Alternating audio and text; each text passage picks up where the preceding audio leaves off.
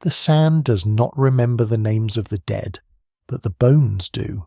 On a low rise once overlooking the Nile, in a place now drowned beneath the waters of Lake Nasser, archaeologists uncover a cemetery that refuses to behave like an ordinary cemetery. The bodies are not arranged like trophies. There are no city walls, no bronze helmets, no royal inscriptions boasting of conquest. There is only the quiet aftermath: men, women, and children buried in the earth, some with tiny stone fragments still lodged where flesh once closed around them. This is Jebel Sahaba, known to archaeologists as Site 117, and for decades it has carried a grim reputation as one of the earliest strong traces of organised human violence ever found. The people buried here lived near the end of the last ice age, long before pharaohs, long before Sumer, long before written history begins pretending it can explain everything. They do not belong to a kingdom. They leave no battle hymn. Yet their skeletons preserve something older than empire and more intimate than legend-repeated injury: fear and death in a landscape where survival is already narrowing. The scene is difficult to imagine because the Nile of their world is not the Nile of postcards and temples. It is wilder, less predictable, bordered by shifting zones of desert, grass, marsh, and seasonal abundance. People follow fish, birds, game, seeds, and water. They carry stone tools, baskets, children, memory. Their world is not empty.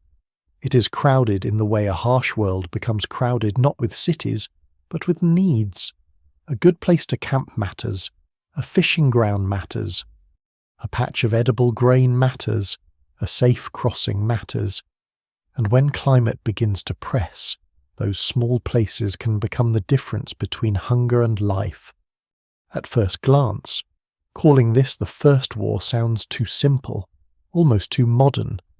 War usually brings to mind armies, banners, borders, commanders, and deliberate campaigns. None of that exists here in the form later civilizations would recognize. Scholars still debate what word fits best: massacre, feud, raid, ambush, intergroup violence, repeated conflict. Each term catches part of the truth and loses another. But what survives in the record suggests that something terrifying happens along this stretch of the Nile, not once in a clean, dramatic moment, but again and again, until a burial ground becomes an archive of wounds. Before we go deeper, take a moment to like the video and subscribe, if this is the kind of history and mystery you enjoy. The first shock of Jebel Sahaba is not merely that people die violently. Human violence is older than this cemetery, older than farming, older than monuments. The shock is the pattern. The bodies are not isolated accidents. Many show signs of trauma. Some injuries appear to have healed before death, meaning the person survived one attack only to live under the shadow of another. Others show unhealed wounds, the kind that belong close to the moment of death. Stone projectile pieces are found with or near bodies, sometimes in positions that suggest arrows or spears had entered soft tissue and remained there when the dead were buried. The evidence remains incomplete, as all evidence from deep time does, but the silence here is not peaceful. One of the most haunting details is how small some of the weapons are. These are not grand swords or heavy axes from heroic paintings. They are flakes and points, sharpened with skill, made to fly. A tiny piece of stone can look almost harmless in a museum case, but in a human body it becomes something else entirely. It cuts, it lodges, it bleeds, it turns distance into danger. A person can be struck before seeing the attacker clearly. A group can be hit while moving, gathering, fishing, sleeping, or fleeing. The terror of this early conflict is not the thunder of chariots or the crush of infantry. It is the suddenness of the unseen projectile in a world without hospitals, antibiotics, or any certainty that help will come. And then there are the children. Their presence prevents the story from becoming an abstract debate about prehistoric males competing over resources. The cemetery includes vulnerable lives, people who cannot be explained away as warriors in any modern sense. That does not mean every victim dies in combat, and no single explanation fully accounts for every wound. But it does mean the violence touches the community broadly. Whatever is happening here is not safely contained among specialists. There are no specialists, there is only the group, and the group itself is exposed. The place is also a rescue from disappearance in more than one sense. The cemetery is found during archaeological work connected to the great salvage efforts before the rising waters behind the Aswan High Dam transform the region forever. Ancient landscapes vanish beneath a modern reservoir, and with them countless traces of lives that almost never entered history at all. Jebel Sahaba survives because it is noticed in time. Even then, what reaches us is partial disturbed contexts. Old excavation records, bones later re-examined with newer methods, interpretations sharpened and revised across decades. The dead are not finished speaking, but they speak through damage, and damage is always hard to translate. For a long time, the site is often imagined as the aftermath of a single prehistoric battle, a frozen moment of catastrophe. That image has power, one terrible clash beside the Nile, one day when a community is overwhelmed, but newer analyses complicate that picture. The mixture of healed and unhealed injuries points towards something more drawn out, perhaps a succession of raids, ambushes, and retaliations rather than one decisive battle. In some ways, that is even more unsettling. A single massacre is horrifying, but repeated violence suggests a world in which danger has become part of ordinary life. The people of Jebel Sahaba stand at a threshold. Behind them stretches the long Paleolithic, the immense age of mobile hunter-gatherers adapting to climates that rise and fall across tens of thousands of years. Ahead of them lie the experiments that will eventually lead, in different regions, to settled villages, farming, hierarchy, and states. But they are not simply primitive shadows waiting for civilization to begin. They are fully human, skilled, observant, social, and vulnerable. They know the river's moods, they know where birds gather, they know how stone breaks, they know grief. What makes their story so disturbing is that it sits before the usual excuses of history. There are no kings to blame, no imperial ambition, no written ideology, no tax system, no professional army. The violence appears in a world that many people once preferred to imagine as simpler and therefore gentler. Yet the bones resist nostalgia. They suggest that fear, rivalry, revenge, and territorial pressure can emerge wherever human groups meet under stress. At the same time, they do not prove that humanity is doomed to endless war. They show something narrower, sadder, and more precise under certain conditions. Even small communities can become trapped in cycles of lethal suspicion. So the first war in history, if that is what Jebel Sahaba partly represents, is not terrifying because it is large. It is terrifying because it is intimate. It happens before flags, before chronicles, before generals have names worth carving into stone. It happens among people who may have seen their attackers, known their riverbank, recognized their tools, and understood exactly what was being lost. The beginning of war is not a trumpet blast, it is a burial in sand. A child lowered into the ground, a stone point still hidden among the bones, and a river moving past as if nothing has happened. before kingdoms have names, before borders can be drawn on maps, before anyone has the power to order thousands of strangers into formation. The world is already changing in ways that no human group can command. The people who bury their dead at Jebel Sahaba live near the end of the Pleistocene, the immense Ice Age chapter of human existence, when climates do not shift gently but lurch, pulse, and rearrange entire landscapes. Glaciers dominate far to the north. Sea levels sit lower than today. Coastlines are different. Deserts breathe in and out across centuries. Rivers carve paths through land that will not always remain habitable. To live well in such a world is not to conquer it, but to read it carefully. These communities are hunter-gatherers, but that phrase can make them sound simpler than they are. They are not wandering randomly through emptiness.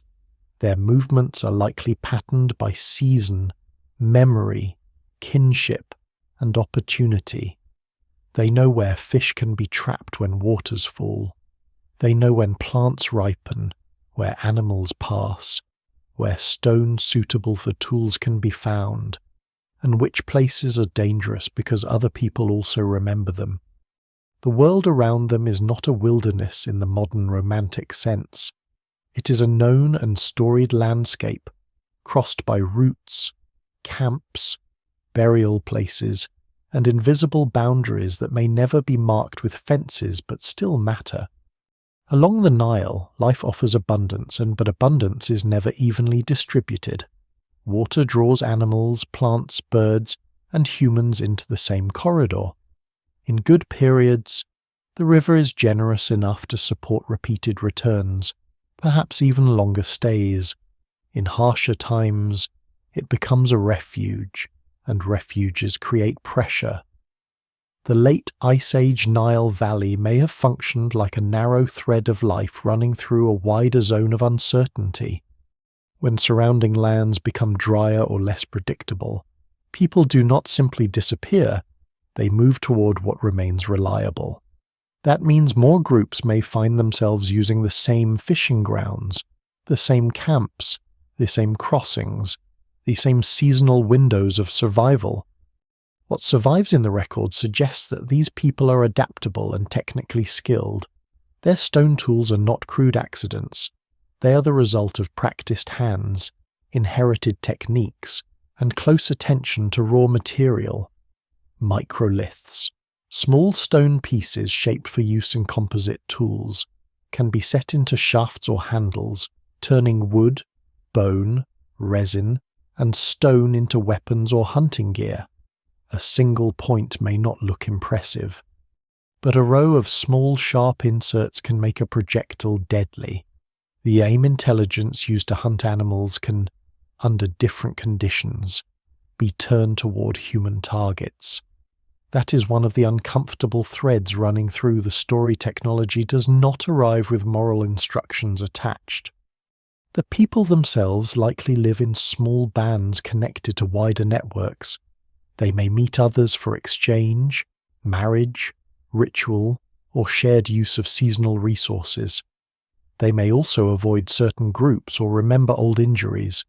No writing preserves their alliances or grievances, so scholars still debate how stable these communities were and how far their social worlds extended. Yet hunter-gatherer life is rarely isolated in the absolute sense.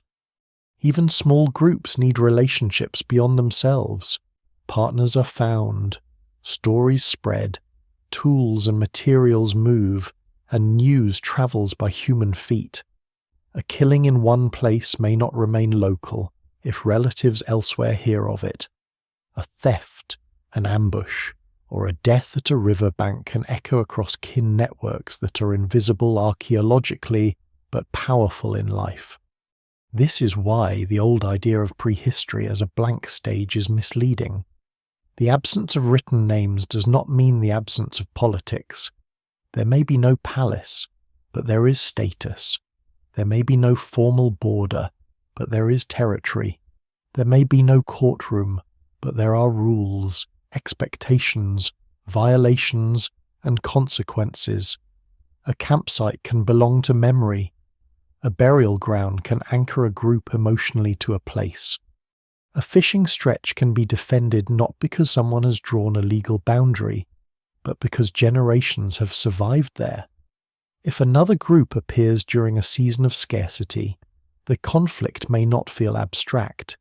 It may feel like a direct threat to children, elders, and the future. The climate makes all of this sharper. Near the end of the Pleistocene, warming trends do not simply make the world easier, they disrupt. Ecological zones shift. Familiar animals may move away. Plants respond to changing rainfall. Rivers may flood differently.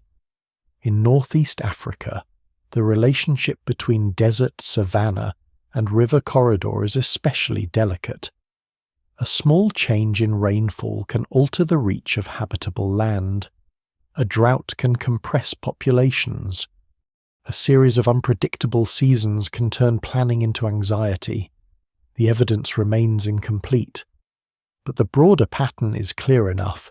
Human groups in this era are living through environmental instability on a scale that can reshape how they meet one another. There is a strange irony in this. The Nile, which later becomes the backbone of one of the most enduring civilizations in history, appears here not as a serene cradle of kings, but as a contested lifeline before kings exist. Thousands of years later, Egyptian rulers will present the river as order itself, a divine rhythm renewing the land. At Jebel Sahaba, the river may be something more dangerous, a magnet in a tightening world. It gives life, but because it gives life, it attracts need. And need, when repeated across groups with no central authority to mediate disputes, can become volatile. Still, it would be wrong to imagine these people as living in constant brutality.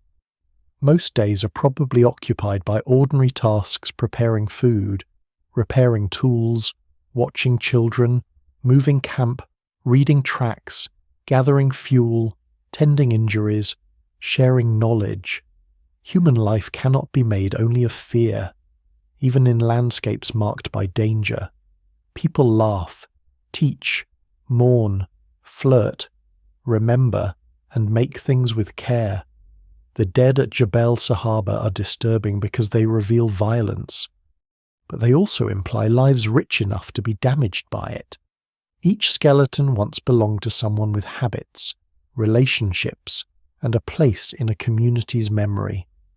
That makes the rise of violence more tragic, not less.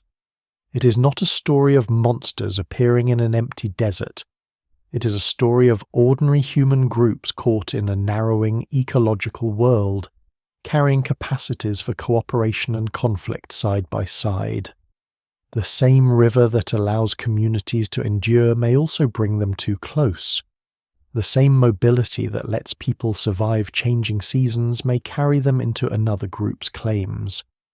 The same weapons that protect against animals may settle disputes between humans.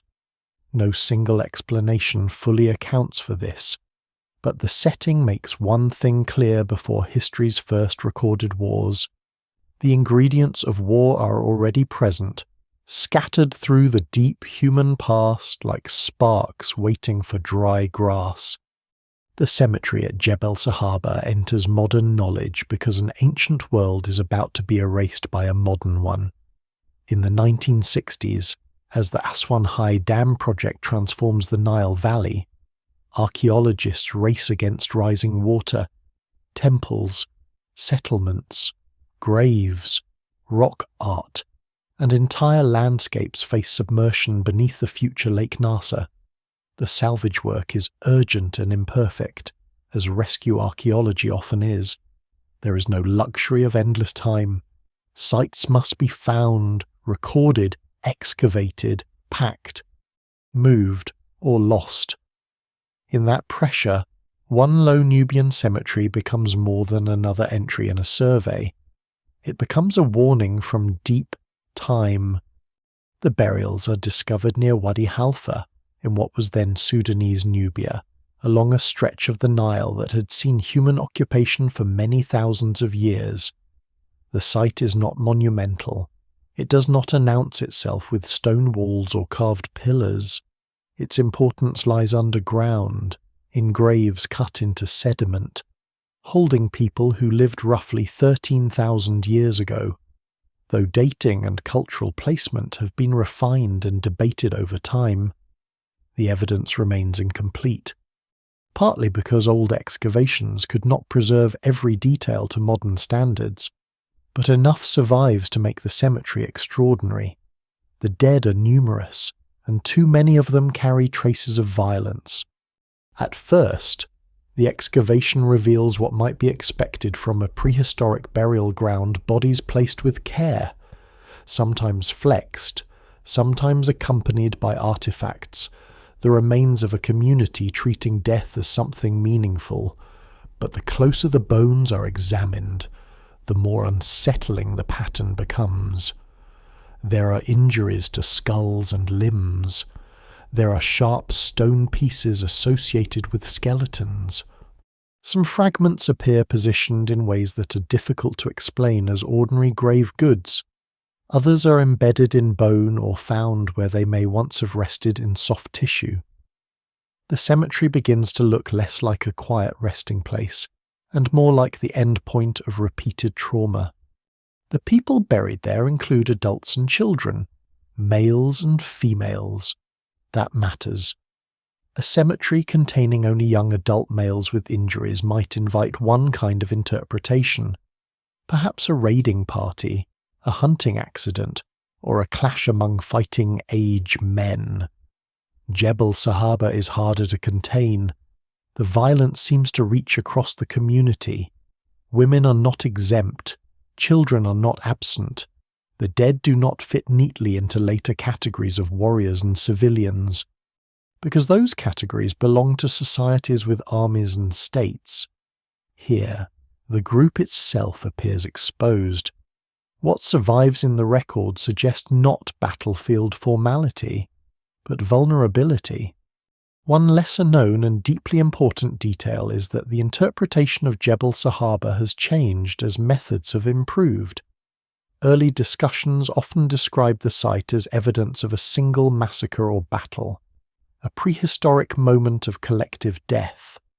That image was powerful and easy to remember, yet later re-examinations of the skeletons identified both healed and unhealed injuries, suggesting that some individuals had survived previous violent episodes before dying later, perhaps violently again. This does not erase the possibility of a major attack, but it complicates it. Scholars still debate the exact sequence, but the cemetery may record a long period of insecurity rather than one dramatic day. That change in interpretation makes the site more human. A single massacre can be imagined like a sudden storm. Repeated violence means something else. It means people carry scars. It means children may grow up with stories of attacks. It means old wounds heal badly or well, and then life continues under watchfulness. A community may bury one victim, return to fishing, move camp, repair tools, and then face another attack in another season. The cemetery becomes not a snapshot but a slow accumulation of fear. Its graves are not merely evidence of death, they are evidence of living after violence has already entered the world. The excavation itself also leaves questions. Because the site was recovered under salvage conditions, some contexts are less precise than archaeologists today would want. Not every object's original position can be reconstructed with perfect certainty. Sediments shift. Graves can be disturbed. Bodies decay in complex ways. Stone artifacts near skeletons may have different meanings depending on whether they were embedded, placed, or accidentally included in grave fill. This is why careful scholars resist simple claims. No single explanation fully accounts for every artifact and injury, but the overall pattern remains difficult to dismiss. Too many wounds, too many projectile fragments, Too many vulnerable individuals create a cumulative case. There is also the problem of emotion. Archaeology is disciplined by measurement, but cemeteries are never only data. When researchers study ancient bones, they are studying people who were once held, fed, mourned, and remembered. A healed fracture is not just a medical fact, it means pain, survival, care, and time. An unhealed wound means interruption. A child's grave means a community had to make sense of loss before writing, before scripture, before any state religion could offer official comfort. The dead of Jebel Sahaba do not tell us what they believed, but the act of burial tells us they were not discarded. Someone remained long enough to place them in the ground. The cemetery is especially haunting because it belongs to a world just outside history's usual light. Later wars leave records written by winners, monuments raised by rulers, lists of tribute, ruined cities, and mass graves connected to known campaigns. Jebel Sahaba leaves none of that. There is no enemy named. There is no motive recorded. There is not even certainty that the attackers and victims would have seen themselves as separate peoples in the way later ethnic or political groups do. They may have been neighbouring bands, rival kin networks, seasonal competitors, or groups whose differences were marked by language, ornament, territory, or memory. The evidence cannot say with confidence. It can only show that relations failed violently. In this way, the cemetery becomes a kind of negative monument. It was not built to impress. It survives because people died and others buried them. It does not glorify violence. It exposes its cost. Every broken bone and stone fragment pushes against the comforting idea that war begins only when civilization becomes complex enough to organize it. Yet it also pushes against the darker fantasy that early humans were naturally doomed to slaughter. The truth is more difficult. These people live in a specific landscape, under specific pressures, with specific technologies and social ties. Their cemetery records a collision between environment, need, memory, and human choice. By the time the rising waters cover the old land, Jebel Sahaba has already been lifted into the fragile safety of museums, reports, and later reanalysis. The physical place is gone beneath the reservoir, but the question it raises remains on dry ground. What happened here? Was it the earliest war, a series of raids, a cycle of revenge, a struggle over shrinking resources, or something stranger and more personal that archaeology can no longer recover? The answer is not locked in a single grave. It is spread across the cemetery in patterns of injury and burial, in the tension between care for the dead and violence against the living. And once those bones are seen clearly, the story can no longer return to innocence. The weapons at Jebel Sahaba do not look like the beginning of war if war is imagined through metal. There is no bronze blade darkened by age, no iron spearhead, no shield boss, no smashed helmet lying beside a fallen fighter. The violence here belongs to a much older material world, one built from stone, wood, bone, sinew, plant fibre, resin, and patience. The dead carry the marks of weapons that were light enough to vanish almost completely. Except for the pieces that entered bodies and stayed there, a shaft rots away.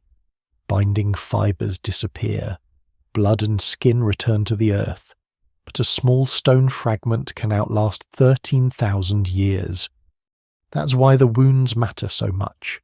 A tiny backed blade or flake by itself is ambiguous. It could be part of a toolkit. It could have been lost in soil before burial.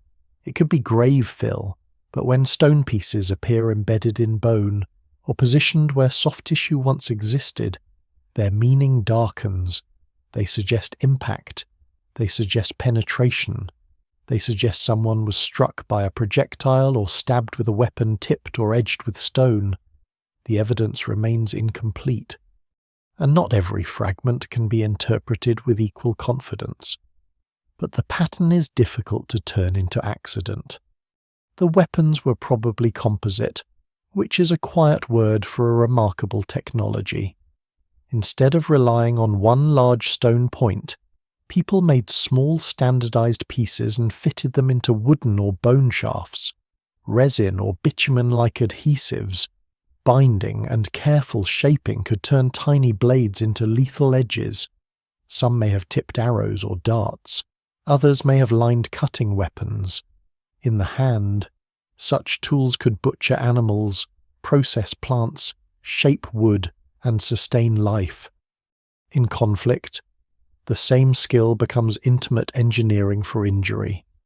One of the lesser-known details of prehistoric weaponry is how much intelligence hides in what looks, at first glance, like simplicity. A microlith is not simple. It is portable design. Projectile weapons change the emotional geography of violence. A club or handheld spear requires closeness. A thrown spear, dart, or arrow extends danger across distance. It allows ambush. It allows the attacker to strike and withdraw. It makes the edge of a camp unsafe. It turns reeds, dunes, brush, and river banks into cover. The terror at Jebel Sahaba may not have been the face-to-face clash of later heroic imagination. It may have been the sudden arrival of pain from beyond immediate reach. A body falling before the source of the attack is understood. In a world where every wound can become infection and every injury can reduce a group's ability to gather food, even survival after impact is not simple survival. The injuries show both immediacy and duration. Some skeletal trauma appears healed, meaning the body had time to repair itself. Healed wounds are among the most powerful pieces of evidence because they prove that violence did not only happen at the final moment. Someone endured an attack, was cared for or managed to keep moving, and lived long enough for bone to respond. That survival implies community. A badly injured person may need help with food, movement, protection, and treatment. The scar in the bone is therefore not only a trace of harm, it is also a trace of social support. Violence and care sit on the same skeleton. Other injuries appear unhealed, suggesting they occurred near death. These are the wounds that freeze the final event, though even here certainty is cautious. Bone records only what affect bone. A person can die from soft tissue wounds that leave no skeletal mark. An arrow through the abdomen may vanish archaeologically if no stone remains. A cut to a major blood vessel may leave nothing. This means the violence visible at Jebel Sahaba may be only the minimum. What survives in the record suggests repeated trauma, but the full violence could have been broader than the bones can show. The placement of injuries also matters. Projectile fragments and trauma are not limited to a single neat pattern. Some are associated with the torso, limbs, head, or neck regions, depending on the individual and the preservation. This variety supports the idea of chaotic attacks rather than formal combat lines. People may have been hit while running, crouching, carrying, or turning away. Some wounds may reflect attempts to defend themselves. Others may belong to surprise. Scholars still debate how to reconstruct specific events from such fragmentary evidence. But the bodies do not suggest a ritualized duel. They suggest danger entering ordinary human space. There is a temptation to imagine the attackers as obviously different, almost foreign in a later political sense. Archaeology cannot grant that certainty. The weapons used against the dead may have been technologically similar to tools used by the victims themselves. In small-scale societies occupying the same broad region, enemies do not necessarily look alien. They may know the same river, use the same raw materials, hunt the same animals, and make similar points. That makes the violence more unsettling. The first warlike conflict may not have begun with strangers from an unknown land. It may have begun among neighbours whose similarities did not prevent fear. The dead also force a reconsideration of what counts as evidence for war. Written history loves declarations, campaigns, treaties, and ruins. Deep prehistory offers wounds. A stone point lodged in a body is not a chronicle, but it is direct in a way many chronicles are not.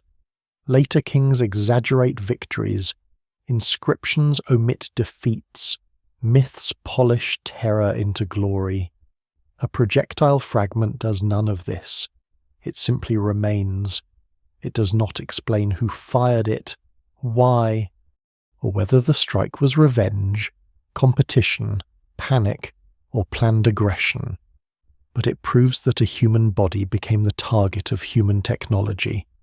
And still, the weapons do not tell a complete story by themselves. A tool is not a motive. The existence of arrows or darts does not create conflict automatically. For most of human history, the same projectile systems are used primarily to hunt. They feed families. They make survival possible. The terrifying turn at Jebel Sahaba is not the invention of a weapon, but the direction of that weapon toward people in a pattern, repeated often enough to mark a cemetery. No single explanation fully accounts for this shift. Climate pressure, territorial competition, revenge cycles, demographic crowding, and social identity may all have played roles. The weapon is the visible edge of deeper tension. This is why the tiny stones are so difficult to look at honestly. They're not impressive in the way museum visitors expect ancient weapons to be impressive. They are small, almost modest, and yet they collapse the distance between technology and grief. A person shaped them carefully, perhaps beside a fire, perhaps while speaking with relatives, perhaps thinking only of hunting. Later, someone used such points in violence, and another person's life changed or ended.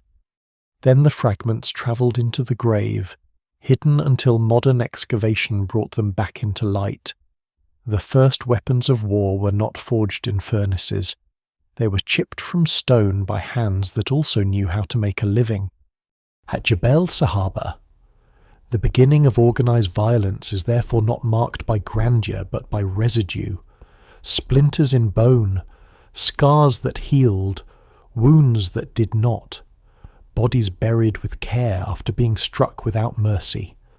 The weapons in the wounds reveal a world where danger has become portable, distance has become deadly, and human skill has crossed a threshold that later history will never uncross. The river can look eternal from a distance, but the world around it is not. At the end of the Ice Age, landscapes do not simply warm like a room slowly filling with morning light.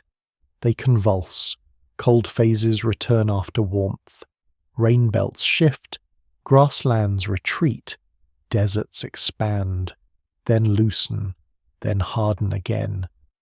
The Nile continues to flow, but the country around it changes its terms of survival.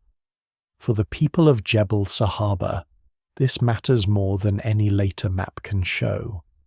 A river is never only water, it is food, route, boundary, refuge, and trap. The late Pleistocene climate of northeast Africa is a story of instability. Far beyond the Nile Valley, global ice sheets, ocean circulation, monsoon systems, and regional rainfall patterns interact in ways no human community can understand scientifically, but every community must experience physically. A season fails, a familiar animal migration shifts, a patch of edible plants does not return in the same abundance, a shallow lake dries, a safe route becomes harder. A place once used briefly becomes necessary for longer. The evidence remains incomplete at the human scale, but the environmental record suggests a world where reliability is under stress. The Nile corridor becomes especially important because it cuts through regions that can turn harsh very quickly.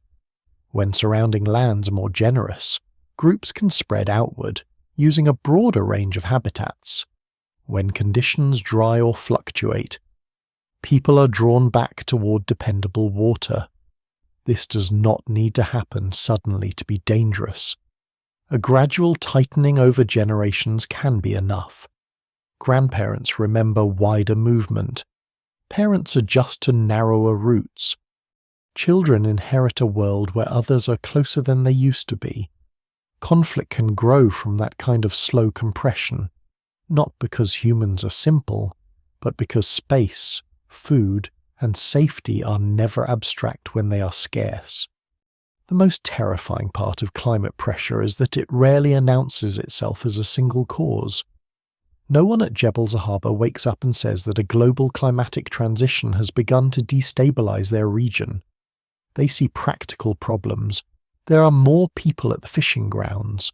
A group arrives earlier than expected. A carcass is contested. Tracks cross a path that used to feel safe.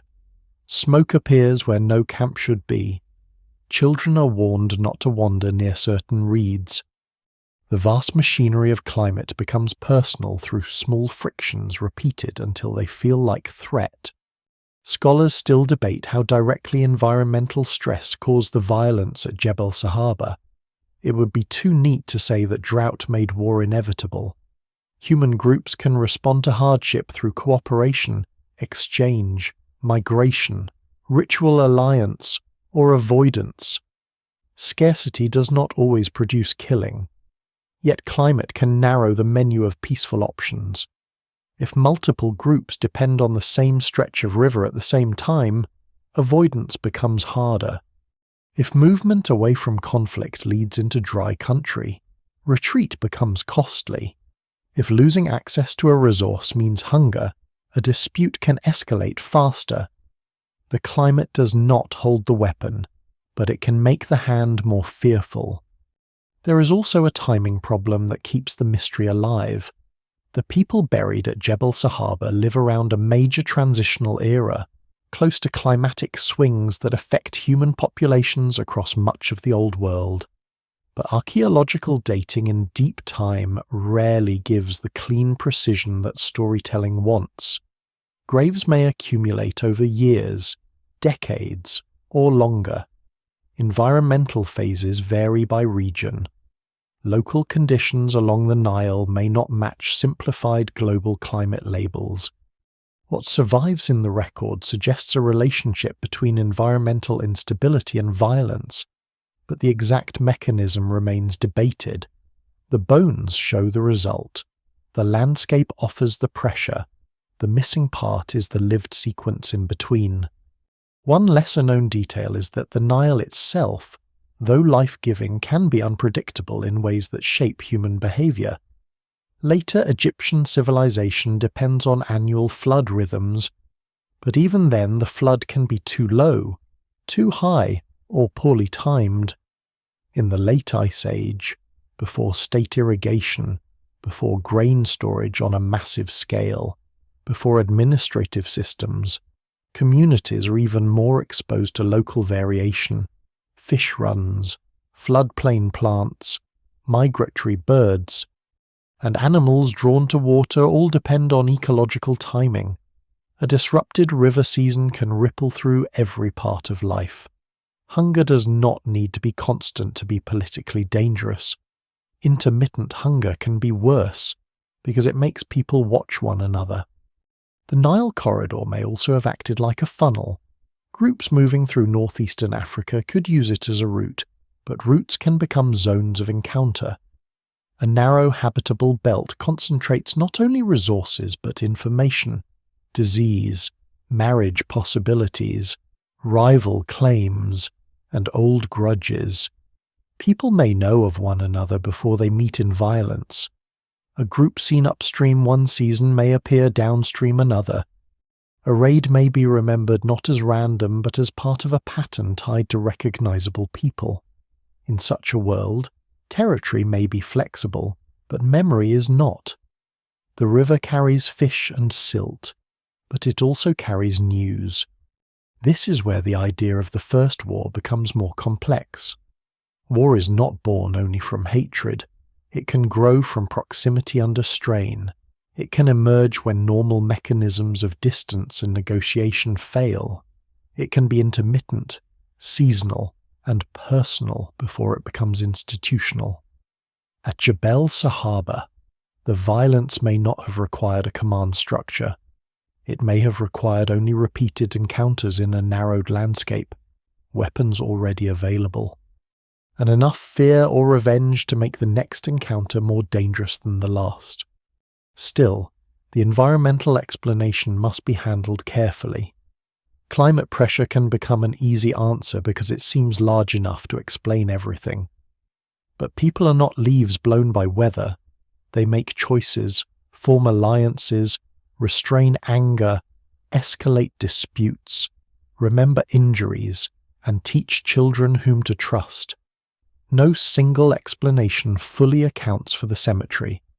A harsh climate may create the stage, but social history writes the movement across it, unfortunately. That social history is exactly what archaeology preserves least well. The motives vanish, the injuries remain. The tragedy is that the Nile offers both solution and danger. In a drying or unstable world, the river is where life gathers. It is where fish can still be caught, where plants still grow, where animals still drink, where a group can still imagine tomorrow. But because it offers tomorrow, it cannot belong emotionally to no one. People attach to places that keep them alive. They bury their dead there. They return to them. They defend them. The river becomes part of identity before identity has any written name. By the time bodies are lowered into the ground at Jebel Sahaba, the climate has already done its quiet work, not as a villain, not as a simple cause, but as a pressure surrounding every decision. The stones in the wounds show the violence. The river explains why people are close enough for violence to matter.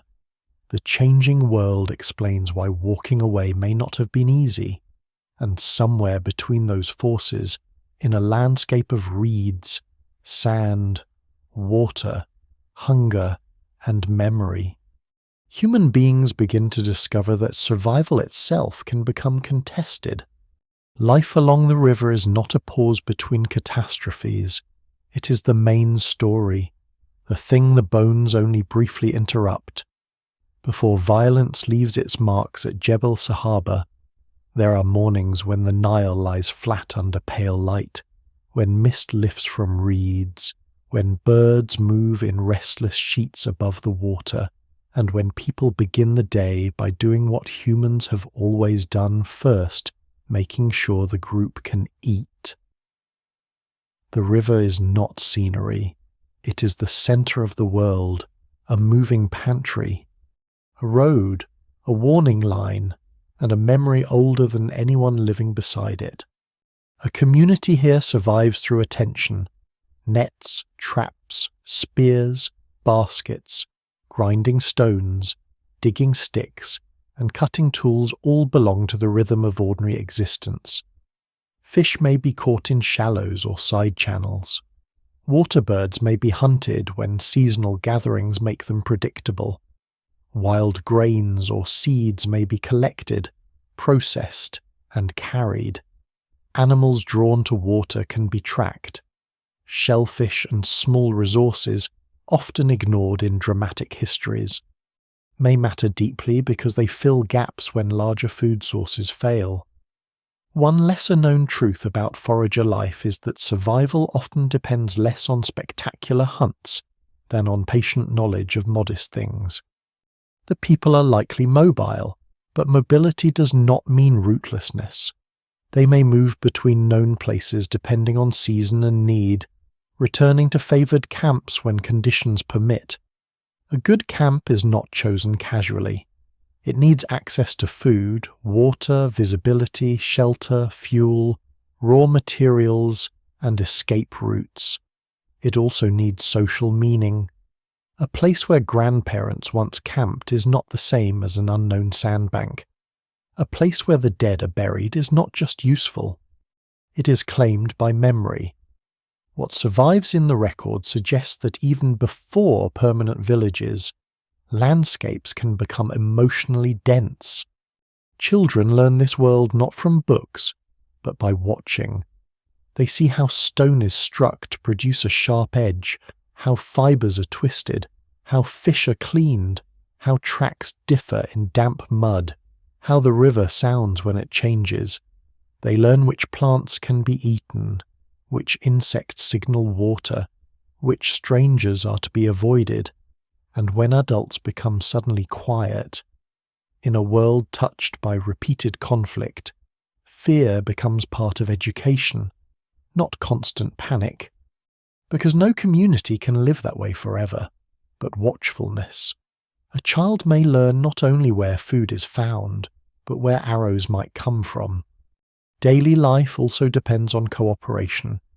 The image of prehistoric people as isolated individuals struggling against nature is almost entirely wrong.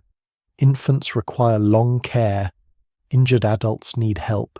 Food must be shared, stored briefly, carried, or processed. Knowledge belongs to the group. A person alone beside the Nile is vulnerable. A community can remember, divide labour, defend itself, and mourn.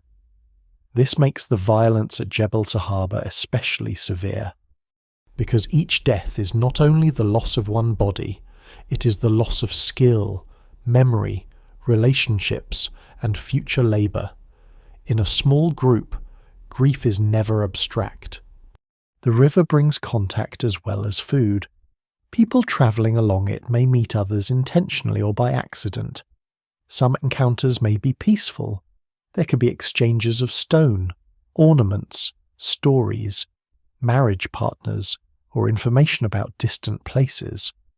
Archaeology often preserves conflict more visibly than cooperation, because broken bones and embedded points are dramatic, while successful negotiation leaves fewer marks.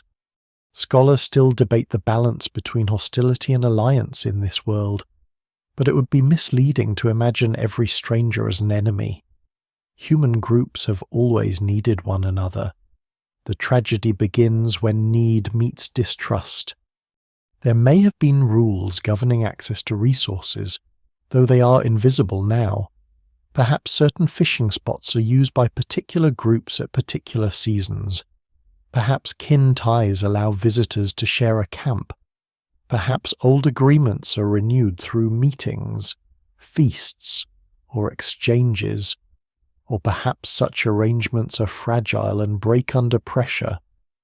No single explanation fully accounts for the violence. But small-scale societies often manage land and resources through memory rather than paperwork. A violation can be deeply serious even without a written law. If a group arrives where it is not expected, or takes too much, or refuses to leave, the result may not be immediate battle. It may be suspicion that waits. Weapons are part of this daily life before they are part of conflict. A projectile used against another person may have spent most of its existence as hunting equipment. The boundary between subsistence and violence is therefore disturbingly thin. A tool carried for protection against animals can become protection against people. A hunting party can become a raiding party. A path used to reach fish can become an ambush route. This does not mean violence is inevitable. It means the material requirements for violence are already present in ordinary survival. The same hands that prepare food can repair weapons after dark. The environment makes sensory awareness essential. Reeds can hide movement. Sand can preserve tracks or erase them quickly. Water can carry sound strangely. Smoke can reveal a camp long before people are seen. Birds rising suddenly may indicate animals, weather, or humans. At night, fire provides warmth and community, but it also announces location. A group that has suffered attacks may weigh every choice differently. To camp near the river is to be near food. To camp too visibly is to be exposed. To travel in small numbers is efficient. To travel in small numbers is dangerous. These are the kinds of tensions that do not fossilize but shape behavior hour by hour. The burial ground itself may have influenced life among the living. If the dead were placed near a known area, returning to that place meant returning to grief. A community could not use the landscape without remembering what had happened there.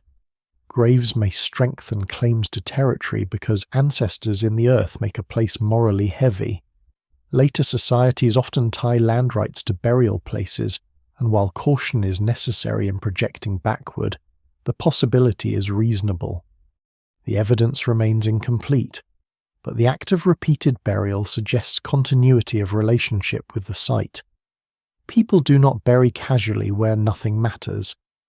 There is a quieter terror in realizing that the victims of Jebel Sahaba probably did not live every day expecting to become archaeological evidence of early warfare. They lived forward, not backward. They repaired nets, chose stones, carried children, argued, rested, watched weather, and tried to make the next season possible. Violence entered that life as interruption, then perhaps as recurrence. It did not erase ordinary existence, but it bent it. A scar healed. A warning was remembered. A route changed. A child learned caution from an adult's silence. So the dangerous river is not a battlefield in the later sense. It is a living place where food and fear overlap. The first terrifying warlike violence is not separate from daily life. It grows through it, using the same paths, the same tools, the same knowledge of land and season. That is what makes it feel so close. The people at Jebel Sahaba are not distant because they lack writing or metal. They are familiar because they are trying to survive in a world that gives and takes. And because the line between a good place to live and a dangerous place to die can be as narrow as a riverbank. For many years, the easiest way to picture Jebel Sahaba was as a single day of horror. A group is attacked, the dead are gathered, and the cemetery becomes the aftermath of one catastrophic prehistoric battle. That version has a certain terrible clarity. It gives the mind a scene to hold attackers arriving, projectiles flying, bodies falling, survivors burying their people in stunned silence. It also fits the human habit of wanting violence to have a moment, a before and after, a point where history breaks. But the bones do not fully cooperate with that simplicity. The problem is healing. Some injuries show evidence that the body had time to repair itself. Bone does not heal instantly. It responds slowly, laying down new tissue, rounding edges, absorbing damage into the structure of a living person. A healed wound means the victim survived. It means days, weeks, months, perhaps years passed after an attack. It means someone who was struck once later returned to ordinary life, or something like ordinary life, carrying pain and memory. When such healed injuries appear alongside wounds that seem closer to death, the cemetery begins to look less like one massacre and more like a record of repeated violence. This does not make the story less terrifying. It makes it worse in a quieter way. A single massacre is an eruption. Repeated violence is weather. It changes how people move, sleep, teach, and remember. It creates habits of suspicion. It means that a person may recover from one wound only to be threatened again. It means a burial ground can accumulate victims over time, each grave connected not to one battle, but to a longer pattern of attacks, retaliations, or dangerous encounters. What survives in the record suggests that Jebel Sahaba may preserve this kind of drawn-out insecurity rather than a single clean event. The distinction matters because it changes the meaning of war. If war requires one formal battle between organized forces, Jebel Sahaba may not fit. If war can include sustained intergroup violence, recurring raids, ambushes, revenge killings, and territorial conflict, then the cemetery becomes more difficult to dismiss. Scholars still debate where to draw that line. Modern language is clumsy when it reaches into deep prehistory. Battle sounds too formal. Murder sounds too individual. Feud may be closer, but perhaps too small. War may be too large, but perhaps not by as much as comfort would prefer. The bodies seem to belong to a community that has been struck more than once. Some individuals show multiple injuries. Some damage likely comes from projectiles. Some trauma may come from close-range violence. The pattern does not point neatly to a single enemy charge or a single moment of collapse. It suggests episodes, perhaps an attack at a fishing place, perhaps an ambush during movement, perhaps a retaliatory strike on a camp, perhaps the killing of people caught away from the main group. The evidence remains incomplete, and archaeology cannot replay the sequence. But the cemetery's violence looks accumulated. One lesser-known aspect of this interpretation is that it makes survivors central. In a one-day massacre story, survivors appear only at the end, if at all, as people who bury the dead. In a repeated violent story, survivors carry the plot. They are the ones who remember previous attacks, care for the wounded, alter routes, teach caution, and decide whether to avoid, negotiate, or retaliate. A healed injury is not passive evidence. It implies a living period after harm. It implies a person who had to continue under changed conditions. The grave records the end, but the healed wound records the middle. This middle is where terror often lives, not in constant action, but in anticipation. A group that has already been attacked may begin to see the landscape differently. The same reeds that once meant birds and fish may also mean concealment. A distant figure may mean trade, kin, danger, or all three. Smoke on the horizon may mean neighbours who can be approached or enemies who must be avoided. Children may be kept closer. Small parties may travel armed. Camps may be chosen for visibility rather than comfort. The river remains generous, but generosity now comes with exposure. Cycles of violence can become self-sustaining even without leaders commanding them. If one group loses a relative, revenge may feel like justice. If revenge kills someone from another group, the injury becomes mutual. If resources are scarce, each encounter is already tense before memory adds fuel. In such conditions, a raid does not need to aim at conquest. It may aim to frighten, punish, drive away, seize food, avenge a death, or prevent future competition. No single explanation fully accounts for this, but repeated injuries make more sense in a world where violence feeds on its own aftermath. There is also the possibility that Jebel Sahaba represents a community living in a border zone, though border must be used carefully. There are no surveyed lines, no carved markers, no administrative maps, but there can be zones of overlapping use, where two or more groups return to the same river resources. These are often dangerous places because claims are strongest precisely where boundaries are least formal. A fishing ground can be shared in good years and contested in bad ones. A burial site can deepen attachment. A seasonal camp can become a symbol of belonging. When climate pressure tightens the world, ambiguity itself becomes dangerous. Repeated violence also explains why the cemetery includes different kinds of victims. A formal battle might mostly kill adult fighters, though even that is not always true. Raids and ambushes can strike anyone. A camp can be attacked when many are present. People gathering food can be targeted. A child can be wounded not because children are chosen as enemies in a modern strategic sense, but because violence enters the space where children live. The presence of non-combatants at Jebel Sahaba is one reason the site feels less like a battlefield and more like a community under threat. Yet caution remains necessary. Ancient bones are not a complete documentary record. Some injuries may have causes other than conflict. Some stone fragments may have uncertain contexts. Some bodies may have been disturbed after burial. The cemetery was excavated under salvage conditions, and later researchers must work with what was preserved. But uncertainty does not mean emptiness. When many uncertain pieces point in the same direction, they create a pattern stronger than any single fragment.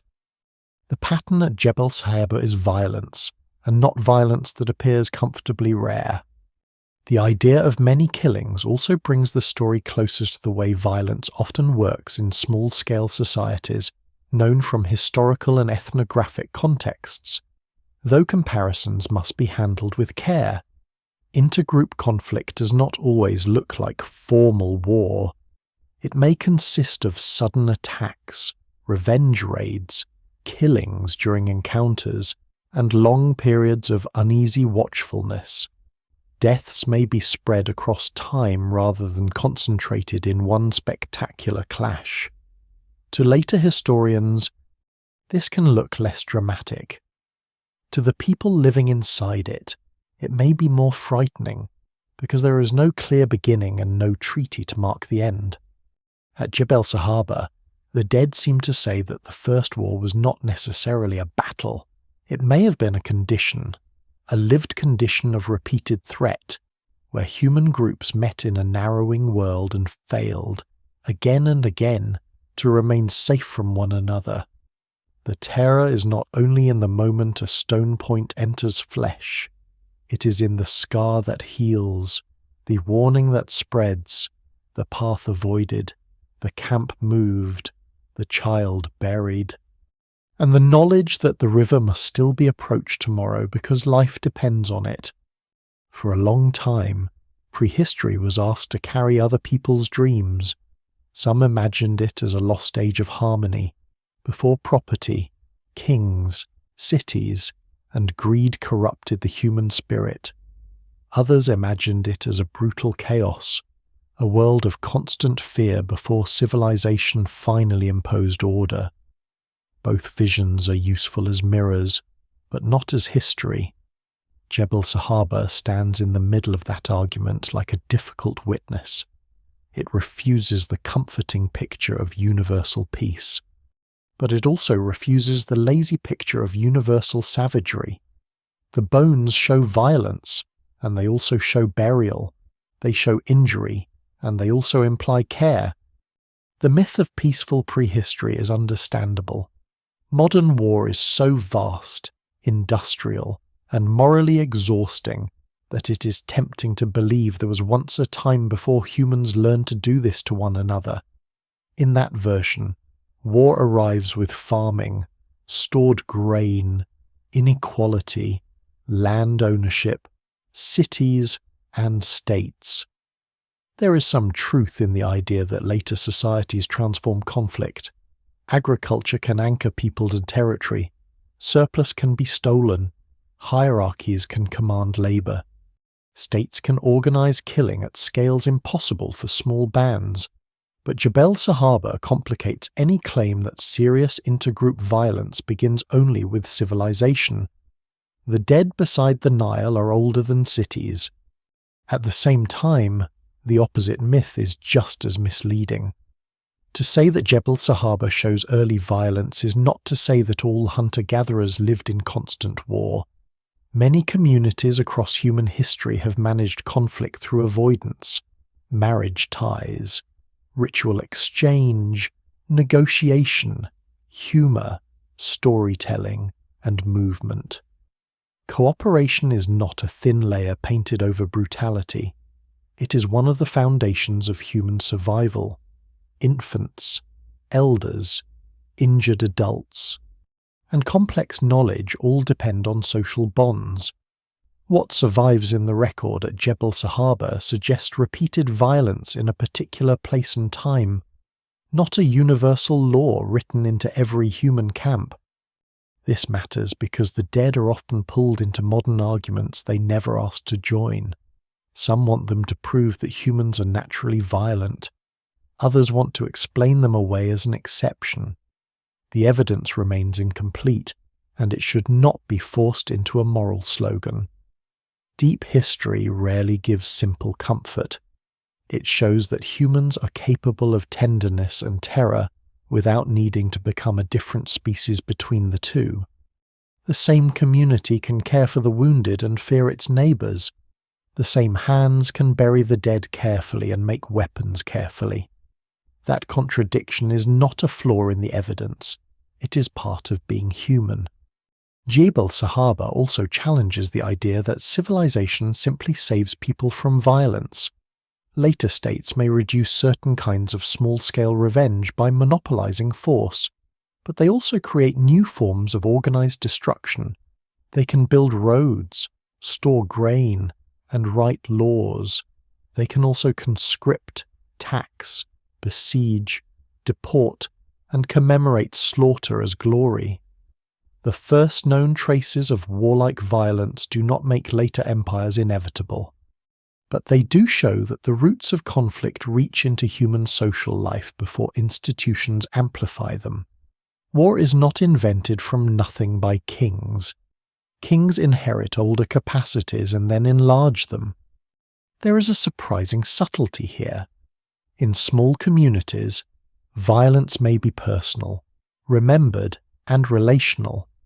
The enemy is not always an anonymous mass. They may be people encountered at a river, people whose tools look familiar, people with whom exchange was once possible. In later civilizations, war often becomes more distant. Rulers can order campaigns against populations they never see. Soldiers can kill strangers defined by symbols, uniforms, or commands. At Jebel Sahaba, if the violence was repeated between nearby groups, it may have been more intimate than later war, not less. The terrifying thing is not primitive mindlessness, but recognizable human memory sharpened by fear. The cemetery also suggests that peace is not simply the absence of weapons. These people have weapons because they need to hunt and defend themselves. A society without metal or fortresses can still be peaceful in many periods, and a society filled with law courts can still be violent. What matters is not whether tools exist, but how relationships fail. A projectile point is neutral until a social world directs it. No single explanation fully accounts for why that direction changed at Jebel Sahaba, but the pattern shows that under stress, the boundary between subsistence equipment and instruments of human attack can become dangerously thin. The older romantic picture of hunter-gatherer life often rested on another assumption that mobility prevents war. If people can move away, why fight? There is logic in that. Movement can reduce conflict. Avoidance is one of the great peacemaking strategies of small-scale societies. But movement only works when there is somewhere safe and useful to go. In a narrowing environment, retreat may mean hunger, exposure, or trespass into another group's range. The Nile corridor, rich but limited, may have made avoidance harder. Scholars still debate the exact pressures, but Jebel Sahaba reminds us that mobility is not magic. A path away from danger can close. The bones also reveal how easily modern categories fail. Were the dead civilians warriors victims of raids, members of a besieged group? Those labels belong to later worlds. In a small foraging community, every adult may know how to use weapons, gather food, move camp, and protect children. There may be skilled hunters and respected elders, but no permanent military class. This means violence does not divide society into battlefield and home front. The home front is wherever the group is. The battlefield may be the camp edge, the fishing place, the path through reeds. The horror is precisely that there is no safe category. Still, the burials prevent the story from becoming only grim. The dead are not left as refuse. They are placed in the ground. Their community, or communities, return to burial practice even under pressure.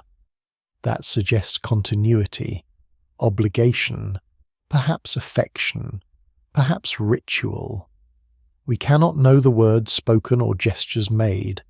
We cannot know whether mourning was loud or restrained, whether the dead were feared, loved, or accompanied by beliefs now lost. But burial itself is a form of human insistence. It says that a life remains meaningful after violence has ended it. This is where Jebel Sahaba becomes more than evidence for conflict. It becomes evidence for complexity before complexity is usually allowed into the story. These people are not symbols of innocence or brutality. They are people living inside environmental instability, social bonds, practical skill, memory, grief, and danger. The first warlike violence we can glimpse is not a fall from paradise or proof of an eternal curse. It is a human event in a human landscape, shaped by pressures we can partly reconstruct and motives we can only approach with caution.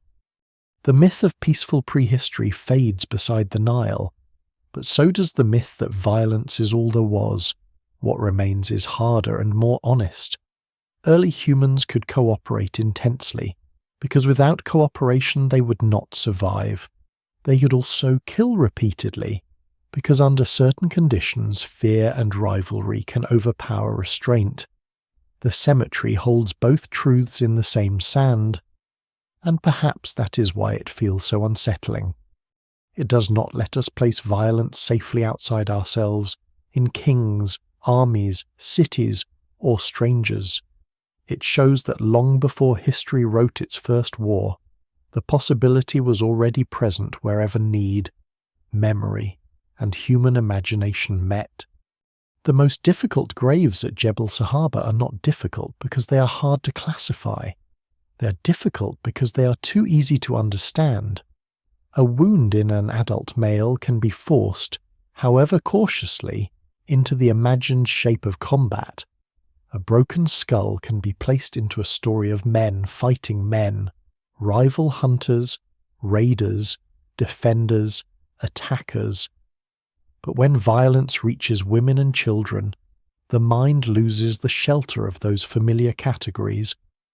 The cemetery becomes not the trace of a duel or a formal battle, but the wound of a community.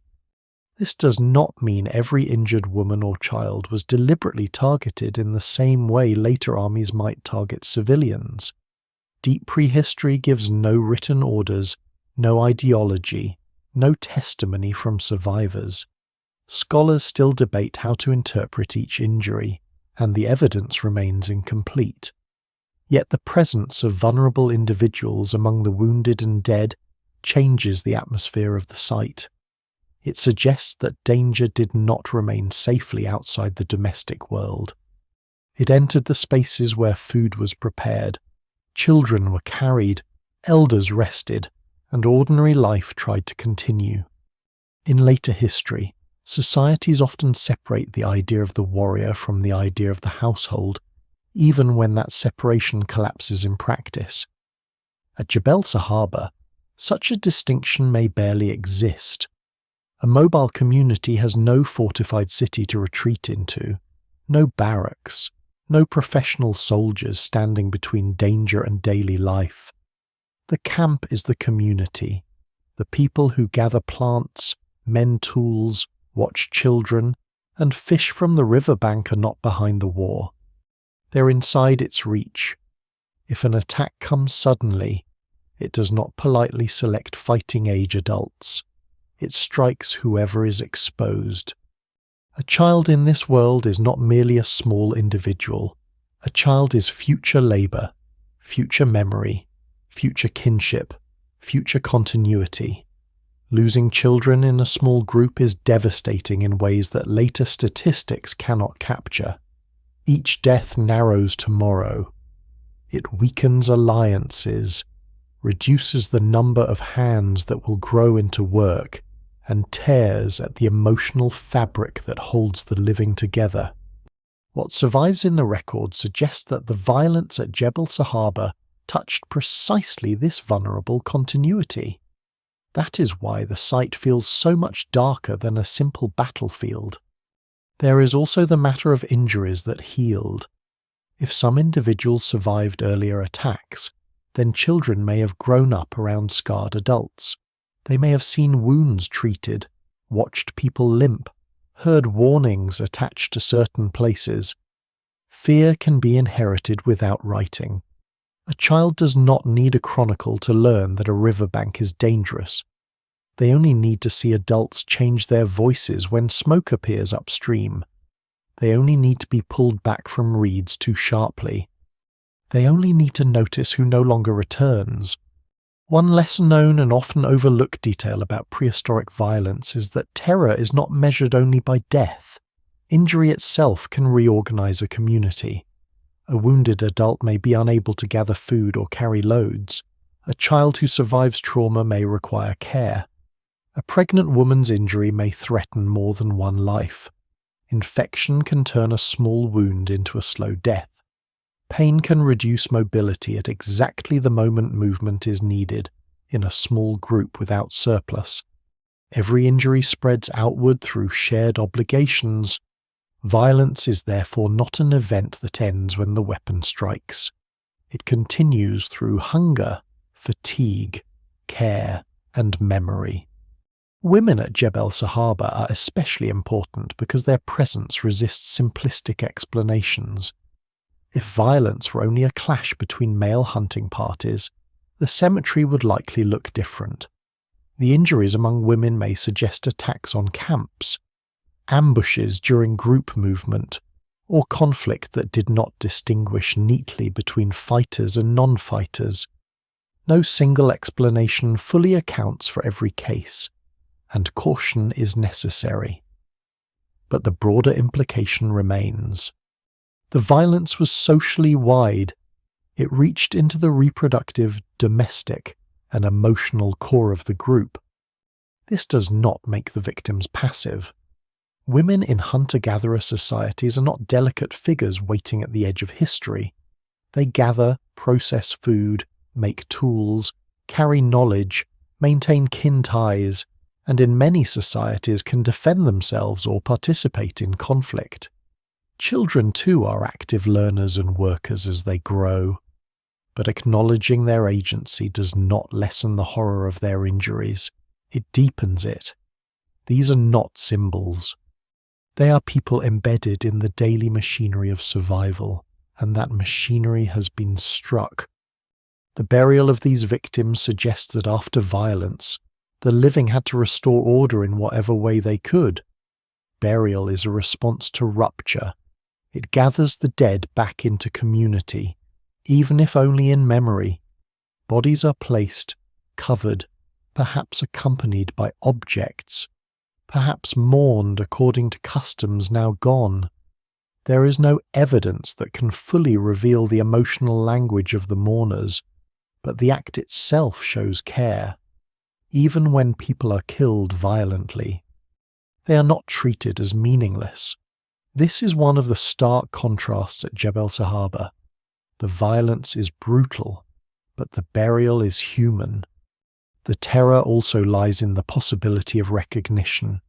In small-scale conflict, attackers may not be faceless. They may be known by sight, by ornament, by tool style, by camp location, by kin rumour, by previous encounter. The people who threaten children may be people whose existence has been discussed around fires. This is speculation, and archaeology cannot prove it in detail. but it fits the scale of the world. The enemy in early warlike violence may not be distant enough to feel unreal. They may be close enough to be remembered clearly. If repeated attacks occurred, grief itself could become a cause of further violence. A dead child can become a reason for revenge. A wounded woman can become proof that restraint has failed. A killing can demand response not through formal law, but through kin obligation and fear of appearing weak. Such dynamics are known in many human contexts, though direct comparison must be cautious. At Jebel Sahaba, the pattern of injuries does not show the motives, but it allows the possibility that violence and mourning fed one another. The dead may have shaped the actions of the living. This is one reason the cemetery feels like an early shadow of later war without being identical to it. Later wars often create categories to manage moral discomfort: combatant, civilian, collateral, enemy, casualty. At Jebel Sahaba, those categories dissolve into bodies in graves. The violence is not industrial, but it is not therefore gentle. It lacks scale, but not consequence. A small conflict can destroy a world if the world is small enough. For the people who lose relatives beside the Nile, the absence of empires is no comfort. The children in the cemetery bring the story back to its most basic truth. War, or something close to war, begins not only when armed men face one another, but when fear reshapes the lives of those who never chose the conflict. It begins when a child's safe world shrinks, when a mother's body carries wounds, when burial becomes familiar, when the river that feeds the group also exposes it. The first war in history is terrifying not because it resembles the wars that come later, but because it already contains one of their oldest cruelties: violence never stays neatly where people pretend it belongs. In a narrow world, rivalry does not need walls to become real. The people of Jebel Sahaba live before surveyed borders, before property deeds, before kings can claim that a river valley belongs to them by divine right. Yet places can belong to memory long before they belong to law. A fishing ground used season after season becomes more than a useful location. A camp where children are born, tools are repaired, and the dead are buried becomes part of a group's identity. A stretch of river can be defended without ever being named on a map. This is one of the hardest things to recover from deep prehistory, because territory leaves uneven traces. A stone tool can survive, a body can survive, a campfire can survive as charcoal, but the invisible map inside people's minds usually disappears. Archaeologists can sometimes infer patterns from repeated occupation, resource zones, burial places, raw material movement, and differences in tool traditions, but the emotional geography is mostly gone. What survives in the record suggests that Jebel Sahaba's people were not floating through an empty landscape. They lived in a world already divided by use, memory, and risk. Competition in such a world does not always look like open hostility. It can begin quietly. Another group appears at a seasonal resource earlier than expected. Strangers take fish from a pool when fish are scarce. A hunting party crosses a range that others consider theirs. A marriage alliance fails. A killing in one encounter demands payment or revenge in another. A group that once shared access during good years refuses to share during bad ones. No single explanation fully accounts for the violence at Jebel Sahaba, but these are the kinds of pressures that can turn ordinary proximity into danger. Identity also matters, even before states or ethnic labels in the later sense. People likely distinguish themselves through language, kinship, ornament, body practices, tool styles, marriage ties, stories, and remembered ancestors. These distinctions may have been subtle to an outsider and obvious to those living inside them. A bead, a scar pattern, a way of shaping stone, or a particular route through the landscape could carry meaning. Scholars still debate how far such identities can be reconstructed archaeologically, but it is unlikely that people saw every human group as interchangeable. Humans are skilled at recognizing us and them, and under pressure that skill can become dangerous. The Nile intensifies these distinctions because it gathers people into repeated contact. In open landscapes, avoidance may be easier. Along a river corridor, movement is channeled. The same useful places draw multiple memories. A bend with good fishing may be known to more than one group. A patch of reeds may provide cover for birds and humans alike. A crossing may become essential during certain seasons. The more predictable a resource is, the more likely people are to remember it, return to it, and resent intrusion. The river creates abundance, but it also creates appointments no one formally makes. Revenge may have been one of the engines of repeated violence. This cannot be proven directly at Jebel Sahaba, because revenge leaves no inscription in bone. But healed and unhealed injuries suggest a pattern extending through time, and cycles of retaliation are a common way small-scale conflicts persist. A death does not end with burial. It creates obligation among the living. To do nothing may invite further attacks or dishonor the dead. To retaliate may restore balance for one group while creating new grief for another. The evidence remains incomplete, but this kind of social logic could transform isolated killings into a chain. Fear of future loss can be as powerful as grief over past loss. If a group believes rivals are likely to attack, it may strike first. If strangers are suspected of planning to seize a resource, violence may be framed as defense. If one group grows stronger or more numerous in a restricted area, others may feel endangered. This is not modern geopolitics, but the emotional structure is recognizable.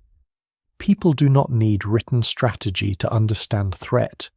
They need memory, scarcity, and imagination. There is a lesser-known point here that complicates simple resource explanations.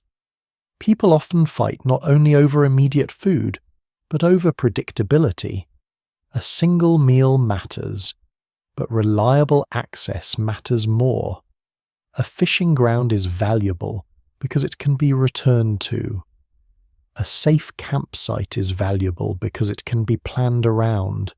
A burial place is valuable because it anchors continuity. When a rival group threatens such predictability, the conflict is not merely about today's hunger.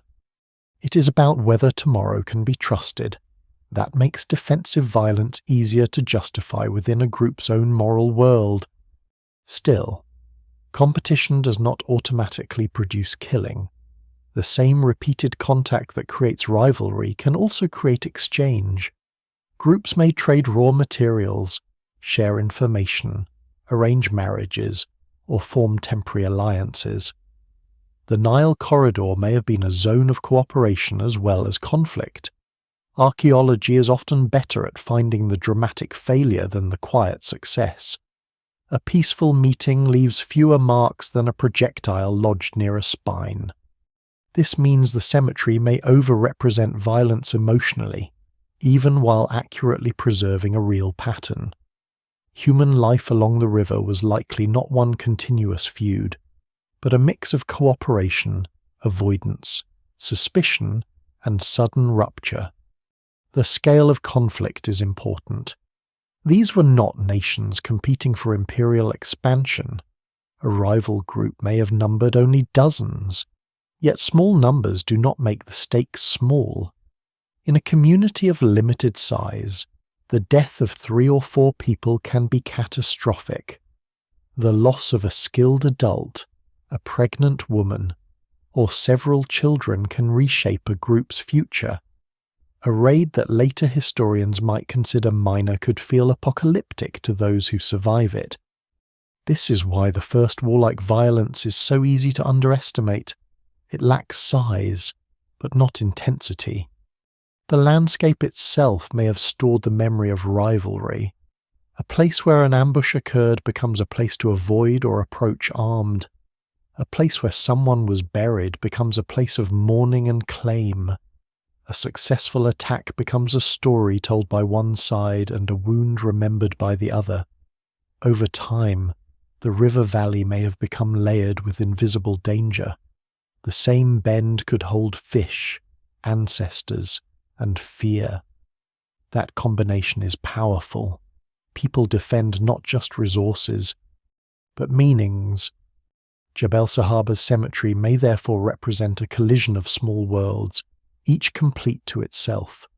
Each group may have known where it belonged, who its dead were, which paths were safe, and which outsiders could not be trusted.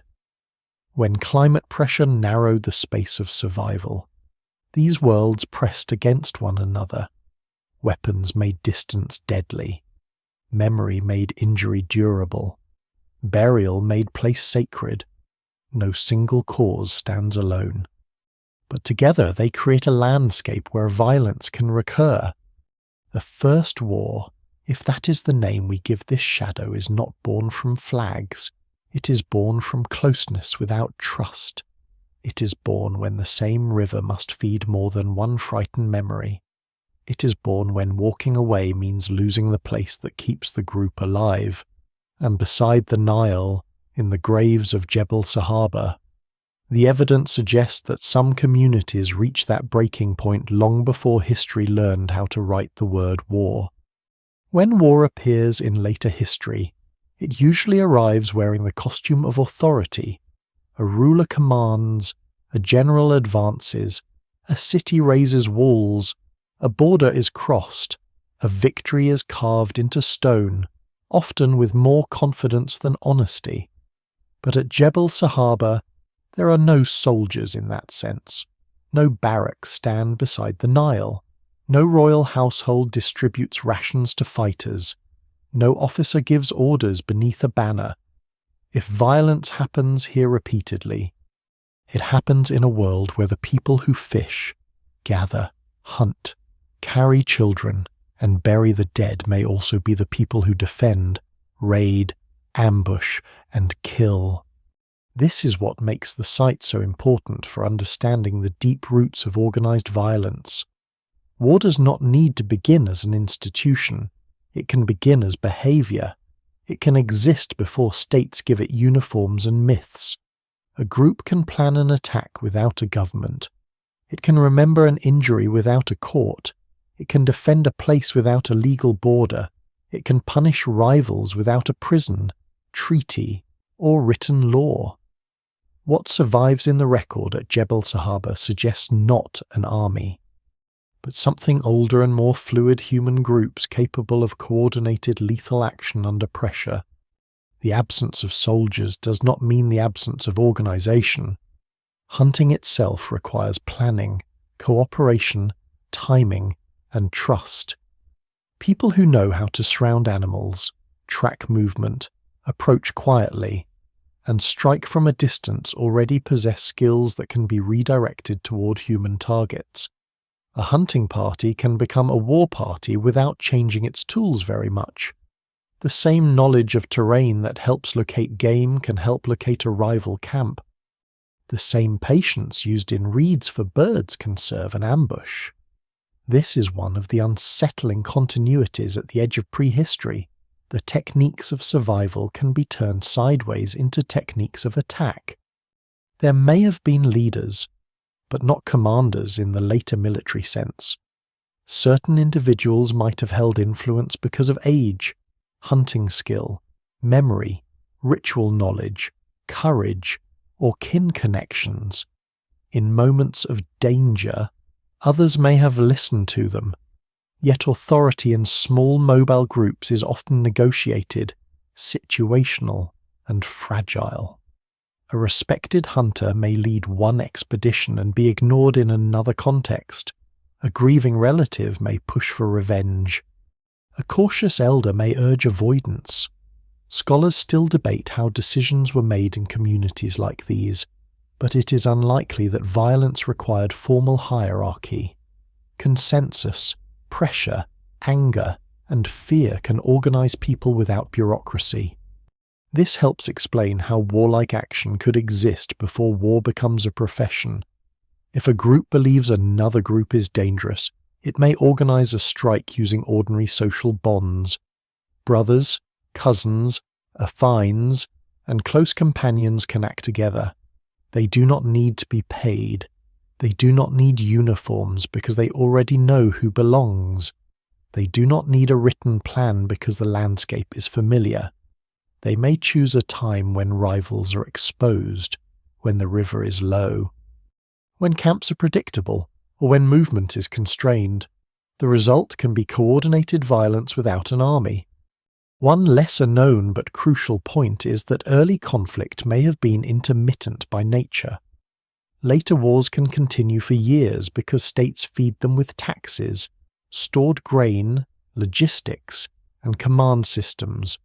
Small groups cannot usually sustain continuous campaigning. They must eat, they must move, they must care for children and the injured. Violence may therefore occur in bursts: a raid, a killing, an ambush, a retaliatory attack, then weeks or months of wary distance. The archaeological result, if burials accumulate, can look like a long shadow rather than a single battlefield. The evidence remains incomplete, but Jebel Sahaba fits disturbingly well with this possibility. Weapons in such a world are personal possessions, not state equipment. A projectile point may be made by the person who uses it or by someone close to them. A shaft may carry the marks of repeated repair. A weapon can be both practical and emotionally charged. It might hunt gazelle one week and threaten humans the next. Later military systems separate the soldier from the farmer, at least in theory. Here, no such separation exists. The moral burden of violence sits close to daily life because the weapon returns to the camp with the hand that used it. There is no evidence of conquest at Jebel Sahaba in the later imperial sense. No captured city, no tribute, no administrative takeover. If territory is involved, it is likely territory as access, not territory as province. The goal may have been to push rivals away, avenge deaths, secure seasonal resources, frighten competitors, or defend a known place. No single explanation fully accounts for the cemetery, but the scale suggests conflict rooted in survival and social memory rather than expansionist ambition. That does not make it harmless. A small group defending a riverbank can be as ruthless as an empire defending a frontier, because the stakes are felt immediately. The lack of soldiers also means the lack of protection for those later called civilians. In societies with professional fighters, the distinction is often violated, but at least the concept exists. At Jebel Sahaba, the entire group may be implicated in danger. Adults may carry weapons while gathering. Children may be present during movement. Women may be active in food production and exposed to attack. Elders may be unable to flee quickly if a raid strikes a camp. The violence does not meet a front line. It meets a living community. This is why the cemetery contains a kind of fear that later military language can hide. The attackers, too, should not be imagined as faceless savages. They were probably people with their own dead, fears, claims, and memories. This is not a defense of violence, but an attempt to keep the story grounded. Early conflict is not made more understandable by turning one side into monsters. More likely, groups on both sides believed they had reasons. One may have seen itself as avenging an earlier attack. Another may have believed it was defending a vital place. A third encounter may have begun in confusion and ended in blood. The bones record consequences, not intentions. That is the terrible flexibility of war before states. It can be personal enough to feel justified and organized enough to kill repeatedly. It can be small enough to leave no monuments and severe enough to shape generations. It can be denied by the landscape almost immediately, as tracks fade, blood dries, and camps move on. Only in the cemetery does the pattern become visible. The dead become the archive that the living never intended to leave. At Jebel Sahaba, war has not yet become an institution, but many of its elements are already present group identity, remembered injury, contested place, coordinated action, projectile technology, fear of future attack, and burial after loss. Later civilizations will enlarge these elements, formalize them, decorate them, and claim divine approval for them. But the raw material is older. It stands beside the Nile without a crown or banner. It is human beings deciding that other human beings have become dangerous enough to strike. So when the phrase "the first war" is used, it must be handled carefully. This is not war as later scribes would recognize it. It is war before soldiers, before command, before states, before glory. It is war as a pattern of lethal encounters among small communities under pressure. In some ways, that makes it more frightening, because it shows that organized violence does not require civilization's machinery. The machinery makes it larger. It does not create the possibility from nothing. Jebel Sahaba is not alone in the darkness. It may be one of the earliest and most striking signs of repeated lethal conflict, but the human past contains other places where violence breaks through the soil like a warning. These later shadows do not reduce the importance of the Nile cemetery. They sharpen it. They show that human groups, in different landscapes and under different pressures, sometimes cross the same terrible boundary. The details change. The weapons change. The economies change, but the pattern of bodies injured by other humans returns. One of the most discussed comparisons lies far to the south, near Lake Turkana in Kenya, at a place called Nataruk. There, archaeologists found the remains of hunter-gatherers who died about 10,000 years ago, possibly in a violent encounter near a lagoon. Some bodies show trauma consistent with attack, including injuries from blunt force and projectiles. The interpretation remains debated, as it should, because deep-time violence is hard to reconstruct from scattered remains. But Nataruk matters because it suggests that organized or group violence was not limited to one Nile community. Under certain conditions, mobile foragers elsewhere also faced lethal conflict.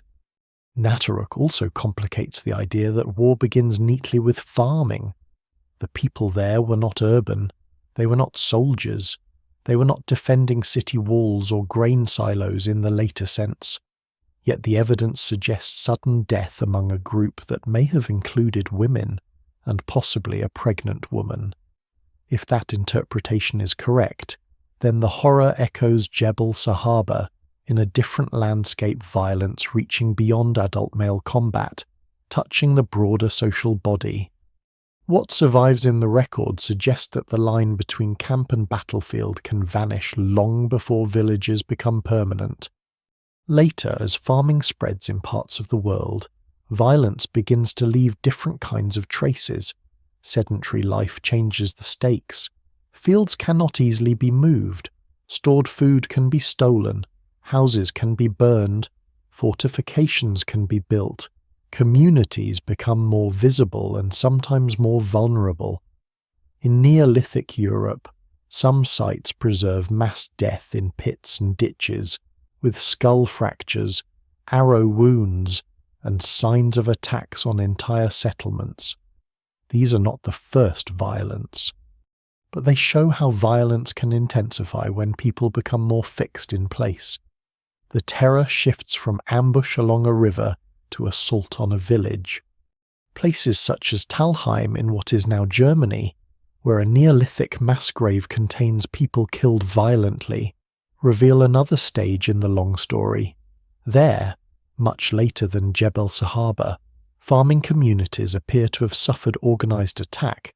Other sites in Europe, including massacre deposits associated with early farming cultures, show patterns of blunt trauma and selective killing that scholars still debate in detail. The evidence remains incomplete, but it is enough to show that the adoption of farming did not end in security. In many regions, it may have given conflict new targets and new rewards. The comparison is important because it keeps Jebel Sahaba from being treated as an isolated curiosity. Early violence appears in multiple forms across the archaeological record: projectile injuries, skull trauma, defensive wounds, mass graves, burned settlements, fortifications, and later, weapons made specifically for combat. But the earliest examples are often ambiguous because the material record is thin. A broken bone may come from accident or assault. A projectile point may be hunting gear or a weapon of war. A group burial may reflect disease, disaster, or massacre. Archaeology advances by resisting the easy answer until the pattern becomes too strong to ignore. One lesser-known part of this broader story is that fortifications appear surprisingly early in some places, but their meaning is not always straightforward. A ditch or wall may defend against animals, floods, erosion, or people. Yet when settlements invest labour in barriers, archaeologists must ask what kind of threat made that labour worthwhile. In later prehistoric Europe and the Near East, some enclosures may reflect rising concern with defence, status, or communal identity. Not every wall is proof of war, but walls remind us that fear can become architectural. At Jebel Sahaba, fear has not yet built walls. It is still written mostly on bodies. The ancient Near East later gives war its familiar historical clothing. By the time cities rise in Mesopotamia and Egypt, conflict can be recorded in art, inscriptions, and administrative systems. Armies become visible, rulers boast, captives are depicted, fortresses and weapons multiply. But those written records arrive after a very long prelude. They do not show the invention of violence, they show its transformation into institution. Jebel Sahaba belongs to the prelude. Before war is named and managed by states, when the evidence is less grand but perhaps more intimate, there are also earlier hints of interpersonal violence far older than Jebel Sahaba, including individual skeletons with traumatic injuries from the Paleolithic. Some may represent murder, accident, ritual violence, or conflict that cannot be fully interpreted. These cases matter, but they are not always enough to demonstrate warlike group violence. A single violent death is not the same as repeated intergroup conflict. Jebel Sahaba's importance lies in its pattern across many individuals, its apparent recurrence, and its association with a community cemetery. No single skeleton carries the argument alone. This cemetery does. The comparison with other sites also teaches caution. Each place has its own ecology and social world. Nataruk is not Jebel Sahaba. A Neolithic farming massacre is not a late Ice Age Nile conflict. A fortified village is not a mobile forager camp. To flatten them into one story of inevitable human violence would be misleading. Scholars still debate the causes and meanings of many of these sites, and the archaeological record is uneven. Yet the recurrence of violent patterns across different settings suggests that human groups repeatedly face situations where cooperation failed and killing became organized enough to leave collective traces. This broader record also reveals something unsettling about scale. Early conflicts may be small compared with later wars, but the proportion of a loss within a community could be immense. A massacre of 20 people in a small group may be more socially devastating than a battle of thousands in a large state. Archaeological numbers can deceive because they look small on paper. For the living communities involved, Such losses could mean broken kin networks, lost knowledge, orphaned children, abandoned camps, and migrations forced by fear. The first wars do not need large numbers to be catastrophic. The shadows from other sites return us to Jebel Sahaba with a clearer eye. The Nile cemetery is not proof that all humans everywhere were violent all the time. It is not proof that war is unavoidable, but it is proof that long before chronicles, humans could organize harm across group lines. Later examples show the same capacity taking new shapes as environments, technologies, and economies changed. The story is not a straight line from stone points to empires, but neither is it a clean break. There is continuity, transformation, and repeated invention. So Jebel Sahaba stands near the beginning of a long and troubling archive. Around it are other traces: a lagoon in East Africa, mass graves in farming Europe, fortified settlements, broken skulls, burned houses, and eventually the carved boasts of kings. Together they show that the human past is neither innocent nor hopeless. It is unstable, adaptive, brilliant, frightened, and capable of terrible repetition. The first warlike violence beside the Nile is one early shadow. But as archaeology keeps widening the view, it becomes clear that the shadow has many echoes. The most honest thing that can be said about Jebel Sahaba is also the most frustrating. The evidence is powerful, but it is not complete. The cemetery speaks through bones, stone fragments, burial positions, excavation records, and later reanalysis. Yet it cannot speak in motives. It does not name the attackers. It does not preserve the victim's language. It does not say whether the violence began with hunger, revenge, territory, fear, ritual obligation, or a misunderstanding that grew until no one could walk away from it. The dead provide proof of harm, but not a confession. This is where archaeology becomes both extraordinary and humbling. A skeleton can reveal age, sex, injury, disease, diet, movement, and sometimes ancestry, but only within limits. Bone preserves certain kinds of violence and hides others. A strike to the skull may remain visible for thousands of years. A wound through the abdomen may vanish if it never touches bone and leaves no embedded point. A person can die from infection, blood loss, drowning, strangulation, or shock with little skeletal evidence. What survives in the record suggests repeated violence, but the visible wounds may be only part of the actual suffering. Even the stone fragments require caution. Some are strong indicators of projectile injury, especially when embedded or closely associated with trauma. Others are more ambiguous. Burial sediments can contain artifacts from earlier or later activity. Graves can be disturbed. Old excavation methods may leave uncertainties about exact placement. A fragment near a skeleton is not always a fragment that killed. Scholars still debate individual cases, because the line between evidence and interpretation must be guarded carefully. The broader pattern is persuasive. Not every detail carries the same weight. There is also uncertainty in dating and duration. The cemetery may represent deaths accumulated over time, but how much time remains difficult to define precisely.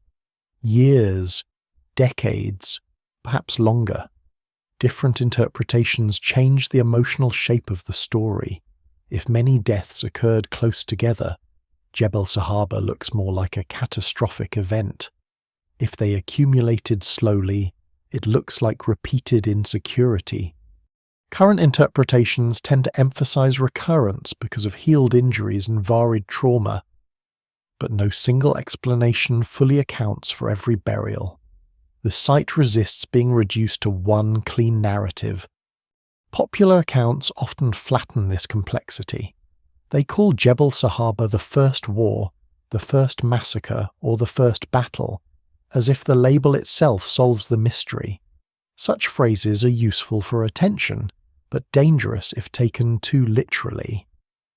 There may have been earlier conflicts that left no trace or have not yet been found. There may have been violent episodes older than Jebel Sahaba that involved fewer preserved bodies. The archaeological record is not a complete archive of everything humans did. It is a patchy survival of what happened to endure, be discovered, and be interpreted. The first evidence is not always the first event. At the same time, caution should not be confused with denial. Some readers become uncomfortable with prehistoric violence and try to explain every wound away as accident, ritual, or misclassification. That is also too simple. The number of injured individuals, the presence of projectile fragments, the range of victims, and the evidence for both healed and unhealed trauma create a strong case that human violence played a major role. The uncertainty lies less in whether violence occurred than in exactly how, why, how often, and between whom. The cemetery does not answer every question, but it is not silent. Fringe theories sometimes try to pull such sites into more sensational stories, lost advanced civilizations, mysterious invaders, forgotten apocalypses, or dramatic battles imagined far beyond the evidence. These ideas usually say more about modern hunger for spectacle than about the bones themselves. There is no need to invent vanished armies or secret empires to make Jebel Sahaba terrifying. Its terror is already there in the ordinary scale of human vulnerability. A small stone point in a body is enough. A child's grave is enough. The real mystery is not theatrical, it is intimate. One lesser-known challenge is that modern categories can distort ancient realities. When researchers ask whether Jebel Sahaba is war, they're using a word loaded with later assumptions. War can mean formal conflict between political entities, but it can also mean sustained armed violence between groups. Which definition is chosen affects the answer. If war requires states, then Jebel Sahaba is not war. If war requires organized lethal conflict between human groups, then it may be one of the earliest known examples. The debate is not only about bones, it is about language. The same problem appears with the word civilian. In a small mobile society, there may be no permanent civilian class because there is no permanent military class. Everyone belongs to the survival unit. This does not mean everyone is equally involved in violence, but it does mean later distinctions fit poorly. Calling women and children civilians captures their vulnerability, but it also imports modern assumptions. Calling adult men warriors may also overstate what the evidence shows. The people buried here were not roles first. They were members of a community whose lives crossed many tasks. There are things archaeology may eventually clarify: new imaging, microscopic analysis, residue study, refined dating, and comparative work can sharpen old interpretations. Re-examination has already changed how the cemetery is understood. Future methods may identify more injuries, correct earlier assumptions, or reveal patterns not yet visible. But some things will remain beyond reach. We may never know whether attackers came at dawn or dusk, whether the victims recognized them, whether a particular wound was revenge for an earlier death, or whether a child was struck while fleeing, being carried, or sleeping. The evidence has edges that cannot be crossed. That limitation is not failure. It is part of dealing honestly with deep time. The past is not obligated to satisfy modern curiosity. It leaves fragments, and the work is to hold those fragments without forcing them into a story too smooth to be true. Jebel Sahaba asks for this kind of restraint. It is dramatic enough without exaggeration. It is uncertain enough without becoming meaningless. It stands as a rare place where the violence of a vanished world becomes visible, but only through a narrow opening. So what can be said with confidence? A community, or closely related communities, buried their dead near the Nile around the end of the Ice Age. Many of those dead show signs consistent with interpersonal or intergroup violence. Some injuries healed, suggesting survivors of earlier episodes. Others were likely close to the time of death. Stone projectile fragments strengthen the case for armed attacks. Men, women, and children were affected. The wider climate and resource context may have intensified conflict, but the precise motives are unknown. What cannot be said is just as important. We cannot name this as a battle in the later military sense. We cannot claim it proves all early humans were warlike. We cannot know whether one enemy group was responsible or several. We cannot know whether violence was constant or episodic. We cannot make the dead into symbols for modern arguments without losing them as people. The mystery remains, not because nothing is known, but because enough is known to reveal how much has disappeared. At Jebel Sahaba, the evidence does not give a complete story. It gives a wound through which a story can be glimpsed. That may be why the cemetery holds attention so strongly. It sits between certainty and silence. It tells us that the First War, or something terribly close to it, was real enough to scar bones and fill graves, yet distant enough that its reasons have dissolved into sand, water, and time. The violence at Jebel Sahaba does not end beside the ancient Nile. Its immediate world disappears. The river valley changes. The bodies are buried, and the living continue for as long as they can. Yet the pattern it reveals casts a long shadow forward, not because every later war grows directly from this cemetery, and not because humanity is locked into a single destiny, but because certain ingredients keep reappearing wherever human groups face pressure identity, memory, contested place, fear, revenge, and the ability to turn ordinary tools toward extraordinary harm.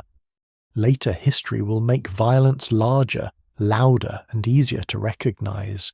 Villages will become towns, towns will become cities, grain stores will become targets, walls will rise, leaders will claim authority over land and people. Metal weapons will replace stone points in many places, though not all at once. Armies will form, first irregularly, and then with increasing discipline. Writing will give war a new and dangerous power, the ability to justify itself, remember itself selectively, and turn killing into glory. But beneath those later systems, something older remains. Before war is bureaucratic, it is relational. Someone is feared, someone is blamed, somewhere matters enough to defend. Jebel Sahaba offers a glimpse of that older foundation. The dead there do not show conquest in the imperial sense. They show conflict at the scale of lived survival, a riverbank, a fishing ground, a route, a burial place, a seasonal refuge. These are not abstractions. They are the framework of life. When such places become contested, violence can feel, to those inside it, not like ambition, but necessity. This is one of war's most enduring tricks. It persuades communities that the next act of harm is defensive, deserved, or unavoidable.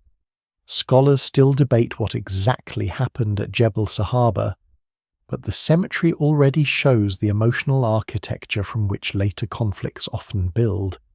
The long memory of violence does not require writing. In oral worlds, memory lives in stories, warnings, names, gestures, scars, and avoided places. A child can inherit a conflict by learning where not to go. A young hunter can inherit suspicion by hearing which group killed an uncle or grandmother. A burial ground can inherit meaning by holding those who died badly. This is how violence can outlive the moment of attack. It becomes part of the landscape, part of instruction, part of group identity. What survives in the record suggest wounds in bone, but behind those wounds may have been wounds in memory that archaeology can barely touch. When later societies become more complex, they do not abandon this memory, they enlarge it. Ancestors become founding heroes. Old injuries become myths of rightful revenge. Territories become sacred homelands. Enemies become categories rather than individuals. The scale changes, but the emotional fuel is familiar. A small group beside the Nile may remember a death across seasons. A kingdom may remember a defeat across generations. Both can use memory to protect, and both can use memory to destroy. No single explanation fully accounts for war's persistence, but memory is one of its deepest reservoirs. There is also a technological thread. At Jebel Sahaba, small stone projectiles make distance dangerous. Later, bows, spears, swords, chariots, siege engines, guns, artillery, aircraft, and machines of unimaginable scale will extend that distance again and again. Each innovation changes the reach of violence, yet the first step is already conceptually complete when a person can harm another from beyond arm's length. The weapon does not need to be impressive to alter human relations. A tiny stone point can do what every later weapon does in principle: allow intention, fear, or anger to travel through space and enter a body. One lesser-known lesson from early conflict is that war's legacy is often demographic as much as political. In a small community, violence changes who is left to reproduce, teach, remember, and decide. The death of several adults can alter kinship patterns. The loss of children can reduce future resilience. The survival of the wounded can shift obligations within the group. Later wars will redraw borders and topple rulers, but at the human level they also do this older work. They rearrange families, silence knowledge, and force survivors to build life around absence.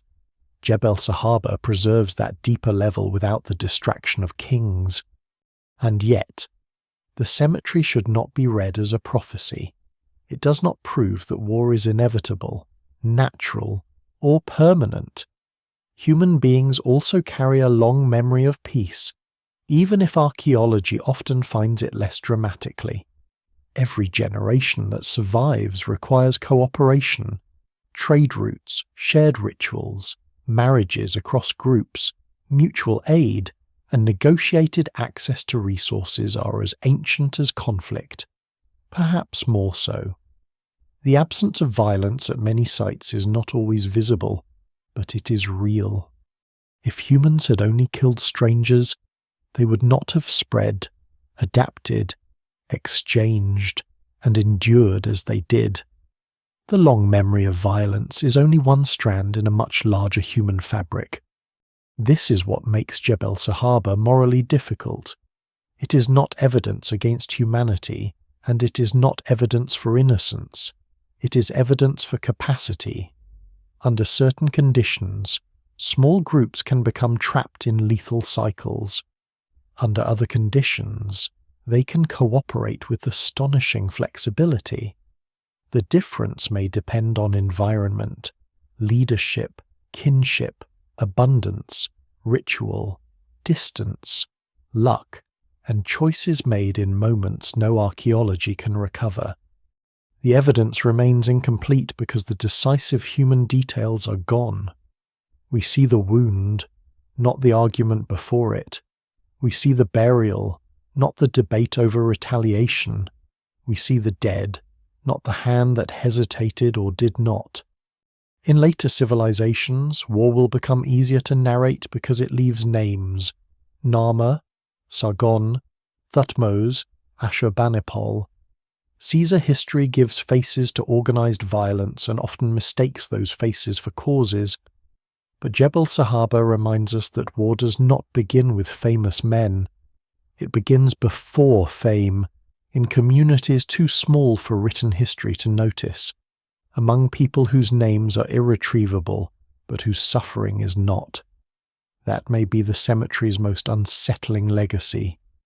It strips war of its pageantry. It shows the structure before the costume.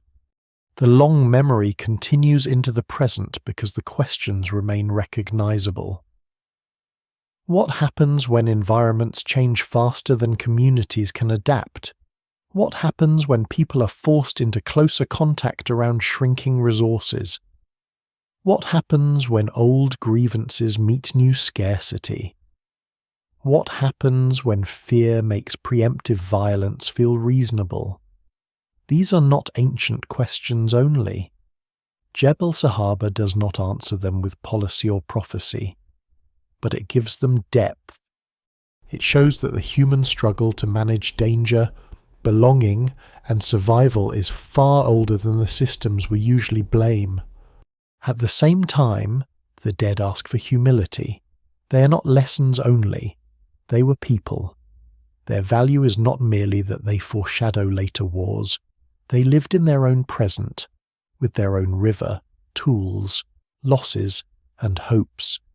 Their cemetery becomes part of the long history of violence because modern eyes place it there.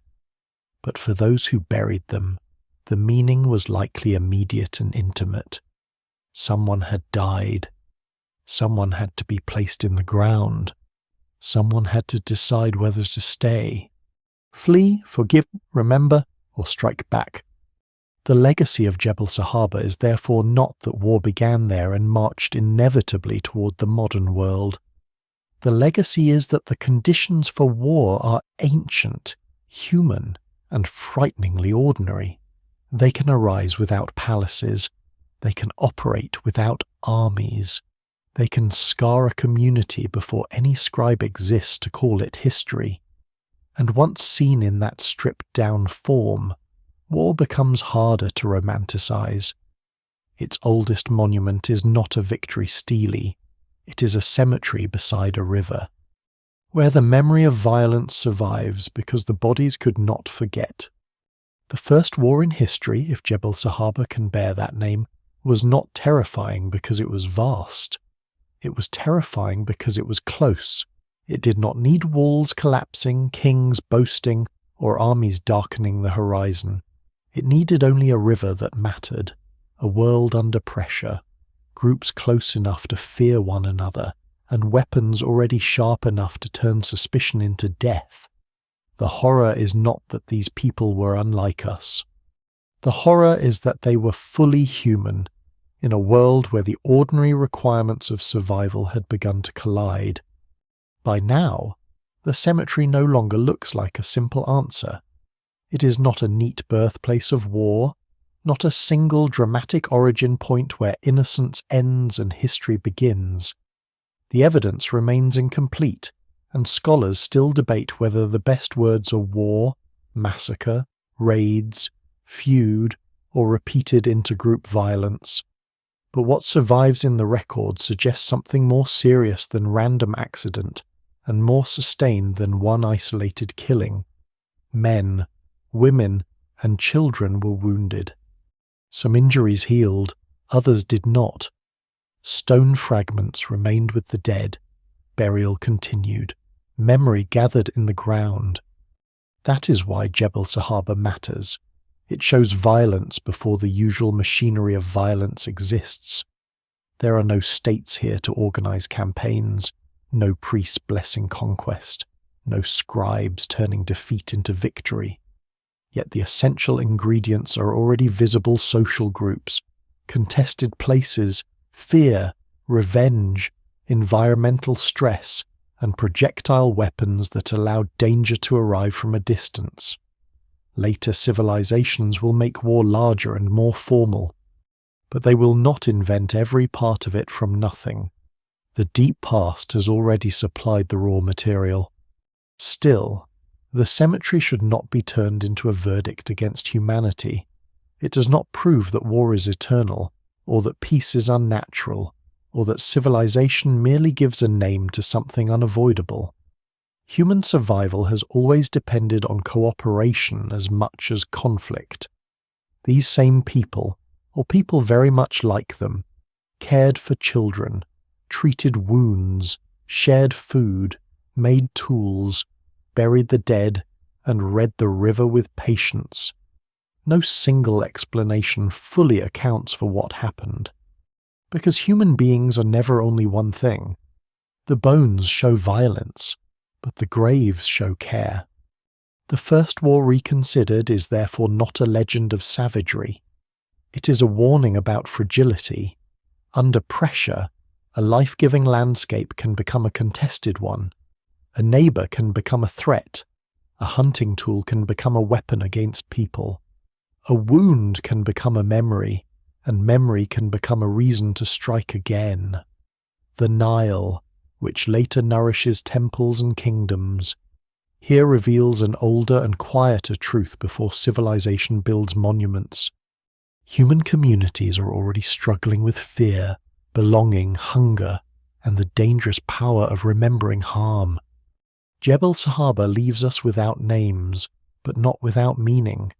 Its dead stand at the edge of history, close enough to be studied and distant enough never to be fully known.